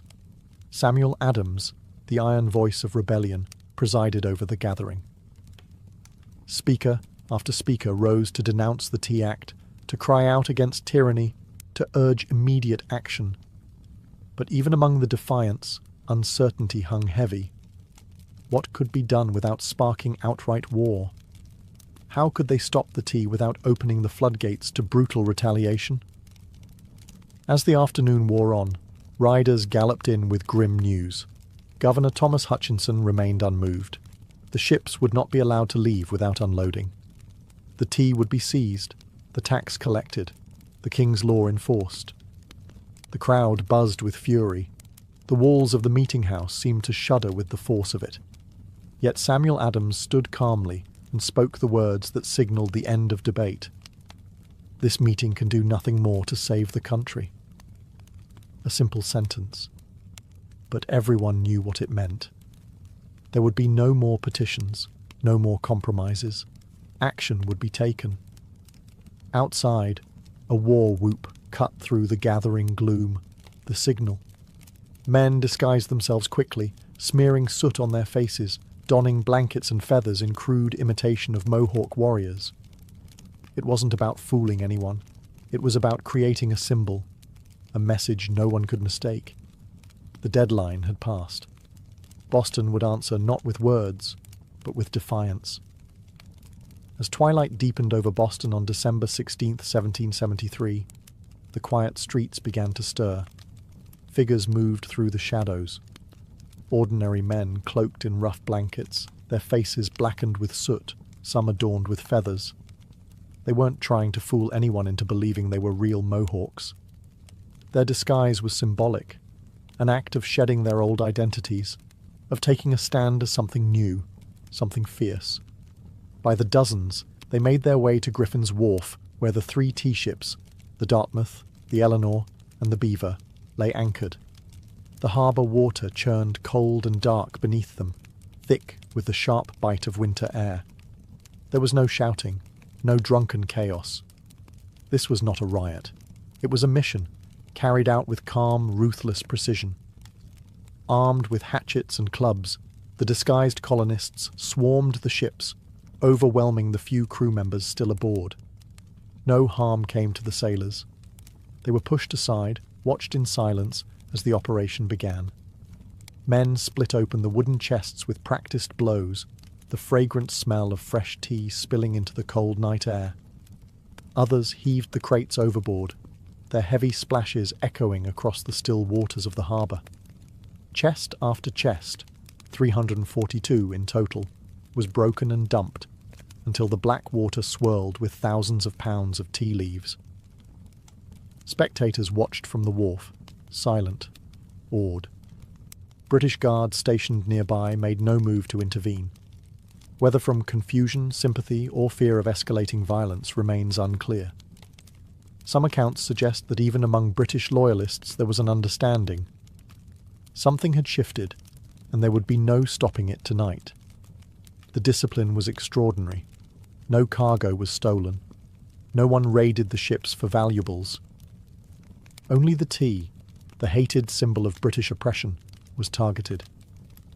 In a town where hunger and hardship were daily realities, the men could have easily turned the protest into an excuse for looting. They did not. When it was over, the harbour resembled a great, swirling cauldron, filled with torn chests and soaking tea leaves. The smell of the sea mixed with the sharp tang of smashed tea, filling the night air with a strange, bittersweet scent. The work was done. Silently, the men disappeared into the night, vanishing into the alleys and back streets of Boston. They left behind no names, no leaders, no claims to fame, only the unmistakable mark of revolution. As the last broken crates bobbed in the dark water, Boston stood still, almost holding its breath. The Boston Tea Party wasn't a riot, a brawl, or a drunken spectacle. It was something far rarer, an act of cold, deliberate defiance carried out under the cloak of night. The harbour was transformed into a giant, swirling teapot. Thousands of pounds of East India Company tea floated in great mats on the water, staining it black. Some colonists, curious and rebellious, scooped handfuls of soaked leaves from the harbour, only to be chastised by the Sons of Liberty patrolling the docks. Nothing was to be salvaged. No one would profit from this night's work.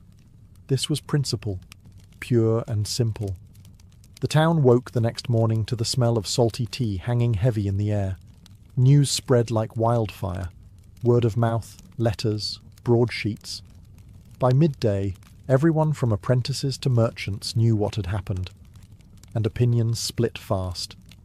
Among patriots, there was pride, a fierce, swelling pride that ordinary men had stood up to the mightiest empire in the world and struck a blow for liberty.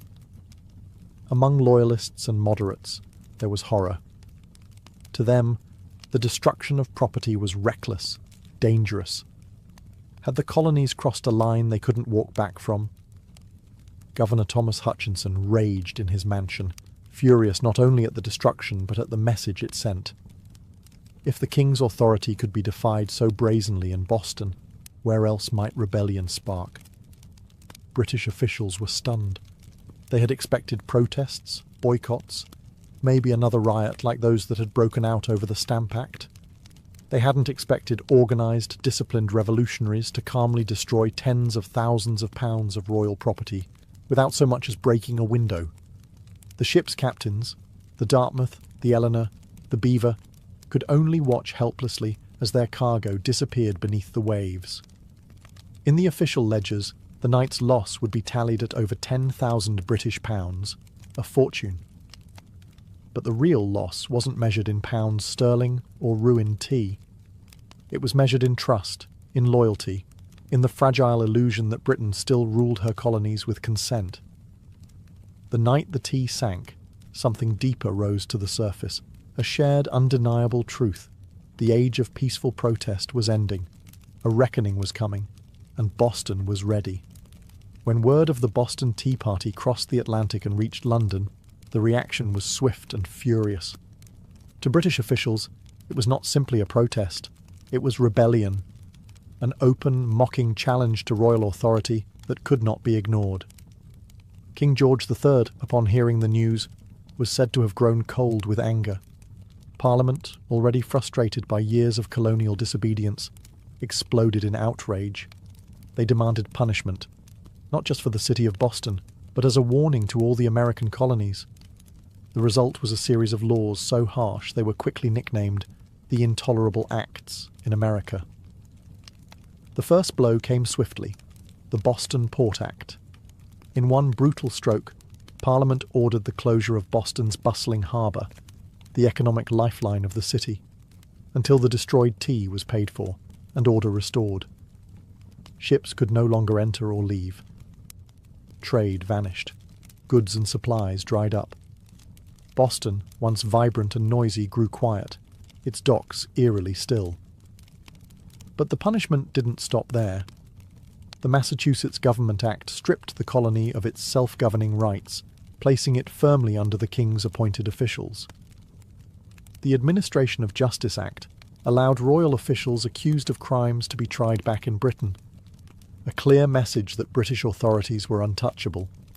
And to make sure the colonies knew force was an option, British soldiers were quartered throughout Boston, living among the very citizens they were meant to subdue. The message was clear. Rebellion would be crushed. Liberty was a luxury the Crown would no longer tolerate. But Parliament's heavy hand had an unintended effect. Instead of frightening the other colonies into submission, it outraged them. News of Boston's suffering, of its port closed, its people starving under martial law, stirred deep sympathy and righteous anger throughout America. Wagon loads of food and supplies poured into Boston from neighboring colonies. Letters of support, pledges of unity, and secret meetings began to weave the once fragmented colonies closer together. What had once been a Massachusetts problem was rapidly becoming an American one. In punishing Boston, Britain had hoped to make an example of them. Instead, they made Boston a symbol, a rallying cry for resistance. The flames of revolution, once flickering in isolated pockets, now began to blaze from colony to colony. And there would be no easy extinguishing them. The punishment of Boston sent shockwaves far beyond the rocky shores of Massachusetts. Across the 13 colonies, outrage turned into something far more dangerous for Britain: unity. For years, the colonies had acted like distant cousins, bickering and competing, separated by geography, religion, and trade rivalries. But when Parliament slammed Boston's harbour shut and stripped Massachusetts of its self-governance, Americans across the continent realized if it could happen to Boston, it could happen to anyone. From Virginia to Pennsylvania, South Carolina to New Hampshire, the response was swift. Colonists sent wagons full of food, supplies, and letters of solidarity to the suffering people of Boston. Town meetings buzzed with anger. Newspaper printers worked day and night to spread the news. The fight was no longer Boston's alone. It was everyone's. And so, in September 1774, something unprecedented happened. The First Continental Congress convened in Philadelphia. For the first time, representatives from 12 of the 13 colonies gathered under one roof to discuss a unified response. Men like George Washington, Patrick Henry, John Adams, and Samuel Adams, once merely regional figures, now stood together as architects of a movement that was growing larger by the day. Their goal, at least officially, was not yet full independence. Most still hoped for reconciliation, for a return to the old relationship of mutual respect under the British Crown. But beneath the polite debates and carefully worded petitions, a deeper understanding was taking root. The colonies could no longer afford to stand separately. At the Congress, they agreed to a sweeping boycott of British goods. They pledged mutual support in the face of further British aggression, and they made it clear any attack on one colony would be considered an attack on all. In taverns and meeting houses across the continent, ordinary people began using words that had once been whispered only in private: unity, resistance, liberty. In bringing the hammer down on Boston, Britain had imagined it would crush rebellion. Instead, it had welded the colonies together into something far more dangerous, a people who, despite their differences, were beginning to think of themselves not as scattered provinces, but as Americans. The winds of revolution were no longer just stirring. They were gathering into a storm, and it was too late for Britain to stop it. The night the tea sank into Boston Harbour, it wasn't just crates that were destroyed. It was the illusion that the American colonies could remain loyal subjects forever. The Boston Tea Party lit a spark that no king, no army, no distant parliament could ever snuff out. In the months that followed, that spark caught fire across the colonies. What had once been protests, boycotts, and polite petitions hardened into open resistance. Town militias began drilling openly. Storehouses filled with powder and shot. Men who had once toasted King George III in taverns now whispered about revolution under the same roofs. Boston became a symbol of sacrifice, battered but unbowed. The more Britain tried to tighten its grip, the more the colonies slipped through its fingers. Every ship that sailed past the closed, silent harbour of Boston was a silent reminder that tyranny had met its match in American defiance. When Parliament passed the Intolerable Acts, They intended to make an example out of Boston, to scare the other colonies into submission. Instead, they had created a martyr city, a rallying cry. From Georgia to New Hampshire, colonists realized that their fates were tied together. Resistance was no longer about tea. It was about survival, identity, freedom. By the spring of 1775, the tension reached a boiling point outside Boston, in the villages of Lexington and Concord. British troops, sent to confiscate colonial weapons, instead found armed farmers, ordinary men ready to defend their rights with musket fire. The first shots of the American Revolution rang out, a direct line traced back to the moment when men chose principle over profit and dumped a fortune's worth of tea into the harbour. The Boston Tea Party showed the world that revolution doesn't always announce itself with trumpets and banners. Sometimes it starts quietly, with a small group of determined people standing in the cold, choosing defiance over fear. In dumping the tea, the colonists weren't just rejecting a tax. They were rejecting an empire. And though the road ahead would be bloody, bitter, and uncertain, one thing had become clear that night in Boston Harbour. The American colonies were no longer loyal subjects. They were something new, something dangerous. They were revolutionaries. And they were just getting started. All before the towering pyramids of Giza, before Mesopotamian cities buzzed with life, before Stonehenge stood against the sky, there was Corral. Hidden away in the dry valleys of coastal Peru, Corral rose in silent majesty nearly 5,000 years ago, then faded into near-complete oblivion, swallowed by sands and forgotten by history. For centuries, the world did not even know it existed. The Super Valley, where Corral once thrived, seems at first glance an unlikely place for civilization to bloom. The landscape is parched, barren, the river little more than a thin silver thread winding through rocks and dust. To most eyes it looked inhospitable, a place abandoned by life.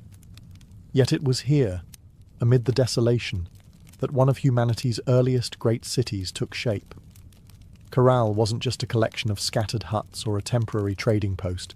It was a planned city, sprawling over 150 acres, filled with pyramids, plazas, residential quarters, and ceremonial spaces. It had scale, purpose, and vision, a complex society blossoming centuries before the Egyptians began stacking stones into pyramids of their own. The people of Corral achieved this without the wheel, without written language, without metal tools. They built massive structures from stone and earth with nothing but ingenuity, communal effort, and the raw power of human will. Yet for thousands of years, Corral's existence remained a secret. Even when travellers stumbled across the strange, weathered mounds scattered across the valley, they mistook them for natural formations, mere hills sculpted by the desert winds. No one imagined that beneath the sand lay one of the oldest cities in the world, predating even the civilizations that history books had crowned as the firsts. It wasn't until the late 20th century that archaeologists, led by Ruth Shady, uncovered the truth. What they found buried in the dust of time would rewrite the story of the Americas and force the world to reconsider what it thought it knew about the birth of civilization itself. Corral had risen, flourished, and fallen in total anonymity. Now, after millennia of silence, its stones are speaking again, whispering of a peaceful, intelligent people who built a world of complexity and wonder in a land where life itself seemed impossible. And this was only the beginning of their story. At first glance, the Supi Valley looks like a place where life should struggle to exist. Harsh winds sweep across endless stretches of sand and stone. The sun beats down mercilessly, drying out the earth, baking the landscape into cracked, brittle sheets. Water is scarce, the river a meandering thread fighting for survival. To the untrained eye, it is a wasteland, barren, empty, forgotten by the gods. But the people of Corral saw something different. They did not see a desert to be feared. They saw a canvas to be shaped. They recognized the river, however modest, as the lifeblood of possibility. And so, with patience, ingenuity, and sheer determination, They turned this unforgiving place into a thriving oasis of life and culture. Their first victory was agriculture. They learned to tame the river's seasonal floods, building simple but brilliant irrigation systems that channeled water across the valley floor. Where others saw sand and dust, they coaxed green shoots of hope: cotton, beans, squash, guava, sweet potatoes. Cotton, in particular, became their treasure. It was spun into fishing nets and textiles, fueling trade with coastal villages and creating bonds that stretched far beyond their desert home. But growing crops was only part of their mastery. The people of Corral understood that survival in the desert required balance. They worked with nature, not against it. They built their homes and plazas from stone and earth, designed to withstand both scorching heat and the rare, punishing rains that occasionally swept through the valley. They studied the stars and seasons, planning their harvests with the precision of master astronomers. Trade became the veins and arteries of Corral's economy. Dried fish, cotton, fruits, and handmade goods flowed up and down the coast. In exchange, Corral received exotic goods: colourful shells from the Pacific, rare stones from the Andes, ideas from distant peoples. They were not isolated, they were connected. In a land where survival seemed impossible, Corral thrived through intelligence, innovation, and community. They didn't conquer the desert with brute force. They partnered with it, learning its rhythms, respecting its power, building a society that was not just functional, it was extraordinary. Against the odds, Corral blossomed into a beacon of civilization. And it was only beginning to rise. Rising out of the desert like ancient guardians, the pyramids of Corral defy everything we thought we knew about early civilization in the Americas. These were not small, crude structures built by primitive hands. They were massive, deliberate works of architecture, created by a people with vision, organization, and ambition. The centerpiece of the city was the Pyramid Mare, the largest of Corral's monumental structures. It stretched more than 450 feet in length and towered nearly 60 feet above the desert floor, a feat of engineering on par with the early wonders of the ancient world. Built from stone, mud, and woven reed bags filled with rocks, the pyramid was designed not just to endure the harsh climate, but to withstand the punishing earthquakes that occasionally rattled the region. And endure it did, standing silent against wind and time for nearly 5 millennia. But the pyramids of Corral were not tombs. Unlike the massive burial complexes of Egypt, Corral's pyramids served a different purpose. They were centers of ceremony, power, and public life. Temples and gathering spaces crowned their summits, accessible by broad, elegant staircases. Fires once burned atop these platforms, and rituals were held beneath the endless Peruvian sky. At the foot of the pyramids, vast plazas opened up, sunken and circular, inviting thousands to gather for religious ceremonies, political meetings, and communal celebrations. The very design of Corral's cityscape suggested a society that prized community and order, a people deeply connected to one another and to the cosmos. Around the pyramids, smaller residential complexes fanned out, likely home to priests, administrators, artisans, and farmers. The pyramids themselves seem to have been strategically placed, aligned with celestial events, sunrises, solstices, the cycles of the stars. To the people of Corral, architecture wasn't just practical, it was spiritual, mathematical, cosmic. Walking among the weathered stones today, it's almost impossible not to feel a strange sense of awe. These structures were raised without metal tools, without the wheel, without beasts of burden. Yet they rose with symmetry, scale, and staggering precision. The great pyramids of Corral were not built for vanity, nor for war. They were built to connect earth and sky, community and cosmos, humanity and eternity. And they still whisper across the sands, telling a story that refuses to be forgotten. Among the ruins of Corral, there is something profoundly different, something that sets it apart from so many ancient civilizations. No weapons have been found buried beneath its sands. No defensive walls circle its plazas. No mass graves hint at bloody conquest or internal strife. Unlike the kingdoms that rose and fell through war, Corral was a society built on peace. It's a revelation that defies expectations. Here was a civilization that flourished not through violence, but through cooperation, trade, and shared belief.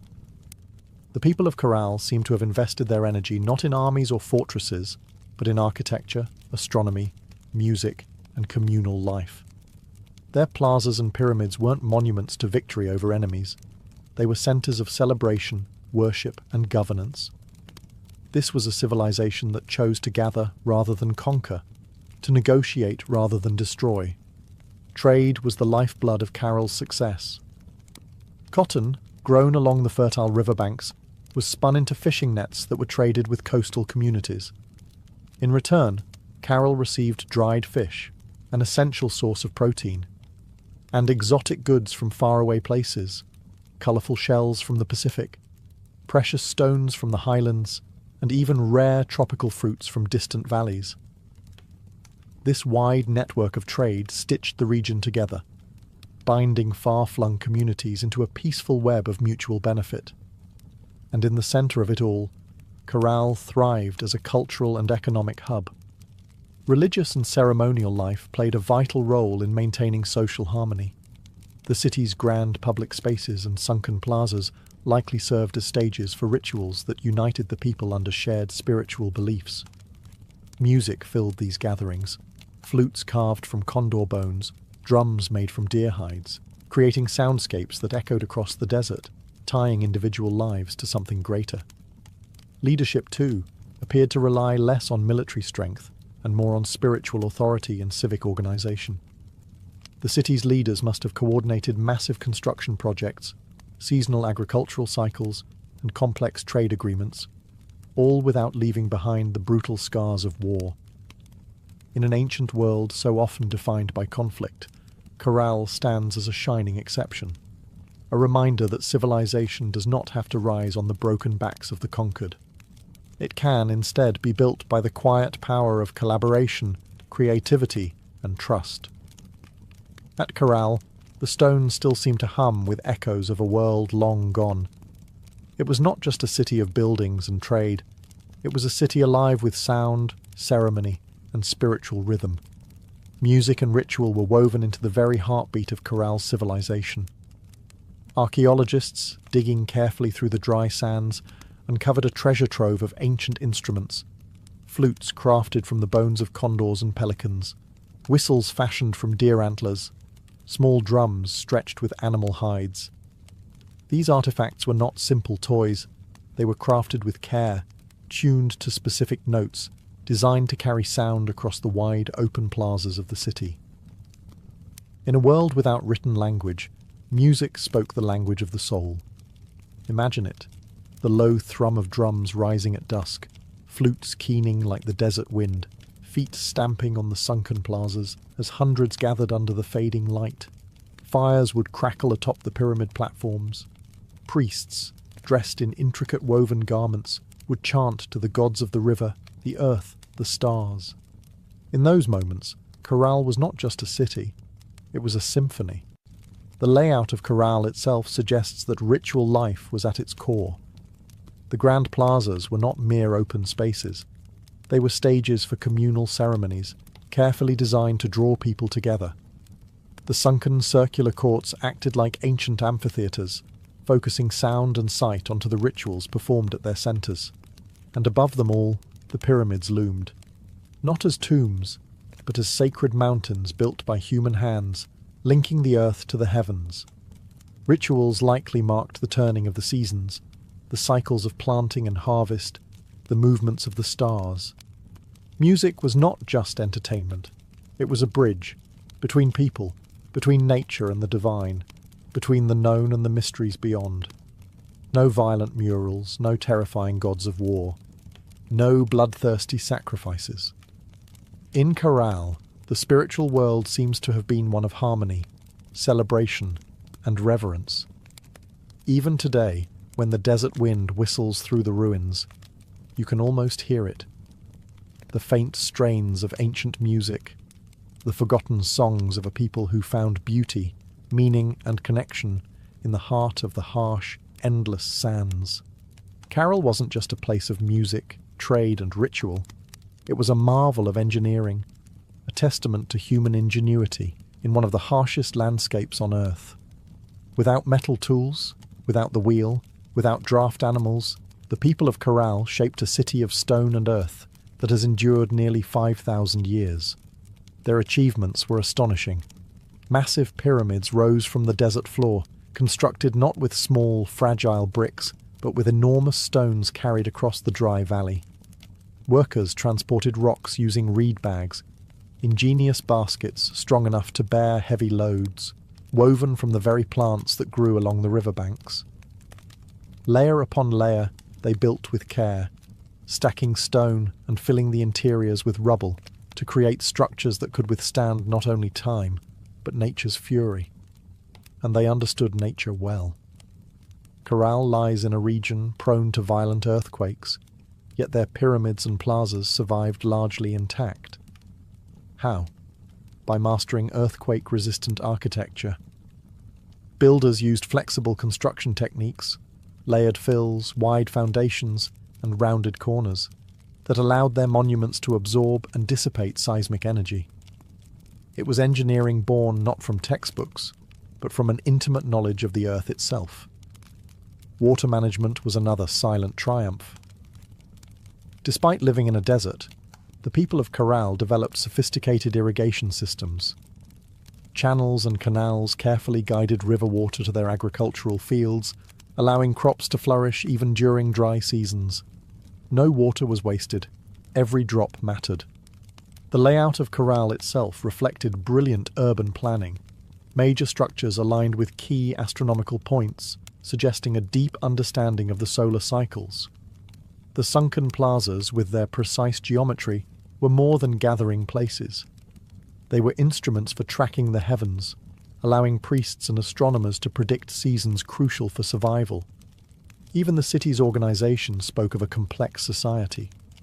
Residential zones, administrative areas, ceremonial centers, all were arranged in harmony, balancing communal life with sacred spaces. They built not just for the moment, but for generations. Today, as modern engineers marvel at Carroll's resilience, they are reminded that greatness is not measured by technology alone. Sometimes the deepest wisdom lies in understanding the forces of nature, in working with the land, not against it. Carroll's stones have endured storms, quakes, and the erosion of time itself. They stand as a silent testament to a civilization that engineered their dreams into the desert sands. For centuries, the city of Carroll flourished, a beacon of peace, music, trade, and architectural mastery in the desert sands. And then, quietly, almost without a trace, it was abandoned.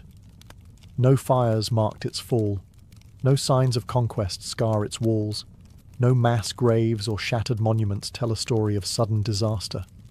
Instead, Carroll simply faded, its plazas emptied, its pyramids left to the drifting sands, its flutes and drums silenced by time.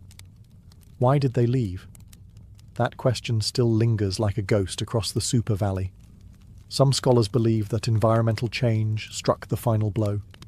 Evidence suggests that a long period of drought may have crippled Carroll's agriculture. Without the river's life-giving waters, the fields would have withered. Trade networks, dependent on surplus cotton and food, would have faltered. The careful balance Carroll had maintained with its harsh environment may have finally tipped beyond repair. Other theories point to shifting trade routes. As neighbouring cultures grew and new centres of power emerged along the coast and inland, Carroll's influence might have diminished.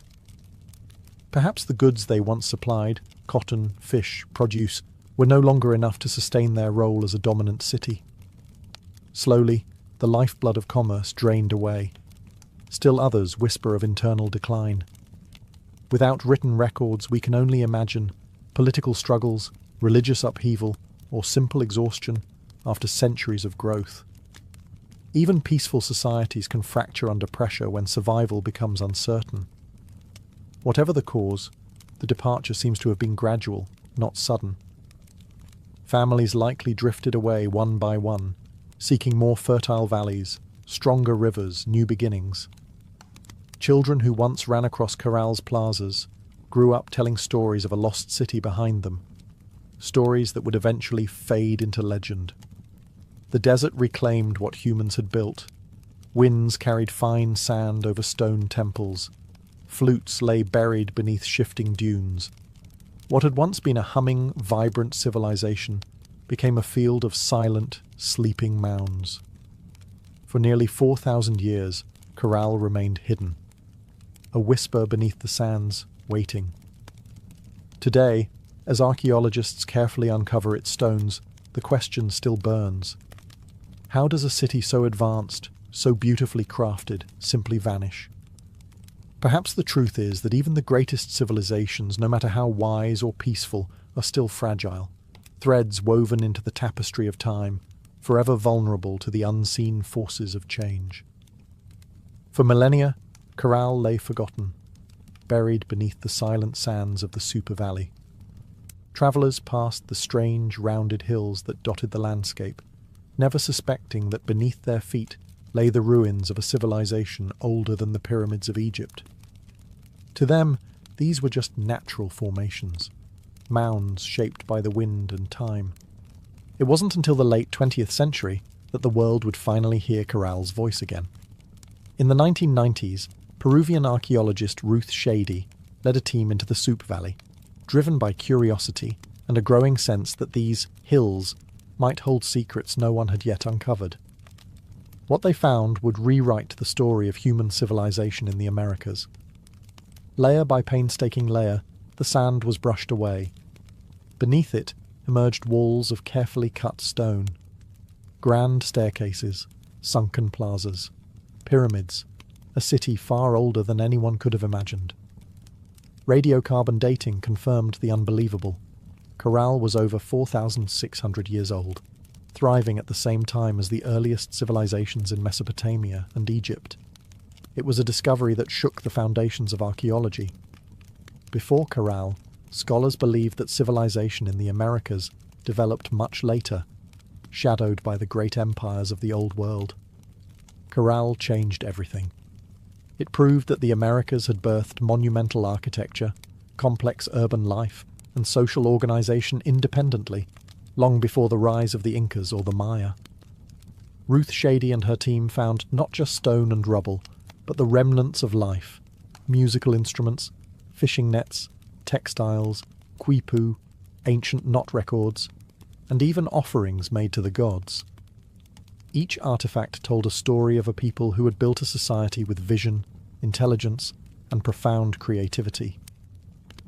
Corral's rediscovery was more than an academic triumph. It was a resurrection.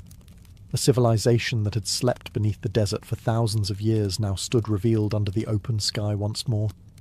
Its plazas kissed by the same winds that had once carried the sounds of flutes and the laughter of children. Today, Corral is recognized as a UNESCO World Heritage Site, a fragile, priceless link to humanity's earliest dreams of building, belonging, and believing. The sands had hidden Corral well, but in the end, the stones endured, waiting for someone to listen, to see, to remember. Corral stands today as a silent giant, a reminder that civilization's roots stretch far deeper than we once believed. Among its pyramids and plazas, the ancient stones whisper a story that reshapes our understanding of humanity's journey, a story not of conquest and bloodshed, but of harmony, ingenuity, and hope. Long before the towering empires of Greece, Rome, or even Egypt, the people of Corral were building something extraordinary. They raised pyramids without the wheel. They mapped the stars without written records. They created a thriving society rooted in trade, music, ritual, and engineering, all without leaving scars of war upon the land. In an era often defined by conflict, Corral offers another vision of what civilization can be, a society that valued connection over conquest, knowledge over domination. It reminds us that complexity does not require violence, that greatness is not measured by how many armies march across a battlefield, but by how a community comes together to build, to create, to dream. Carol's legacy reaches far beyond the dry sands of the Soup Valley. It challenges old assumptions that civilization had a single cradle, that urban life and monumental architecture belonged first to the Old World. Chorale proves that humanity's spirit of innovation and aspiration arose independently in many corners of the earth, shaped by different hands, but driven by the same eternal desires: to endure, to celebrate, to reach toward the divine. Today, walking among Chorale's weathered ruins, you can almost hear it. The pulse of drums, the low hum of flutes, the murmur of traders bargaining in the plazas, the laughter of children racing through stone alleys under a sky of endless stars. Their lives, their dreams, their stories are still with us, etched into the bones of the earth. Chorale teaches us that even when civilizations fall, their spirit can endure, sleeping under sands, waiting to be remembered, waiting to inspire again. In the great timeline of human history, Chorale shines not just as a relic of the past, but as a beacon for the future. A reminder that, even in the harshest deserts, even under the heaviest sands, the seeds of wonder, wisdom, and peace can take root, and build a world that reaches for the stars.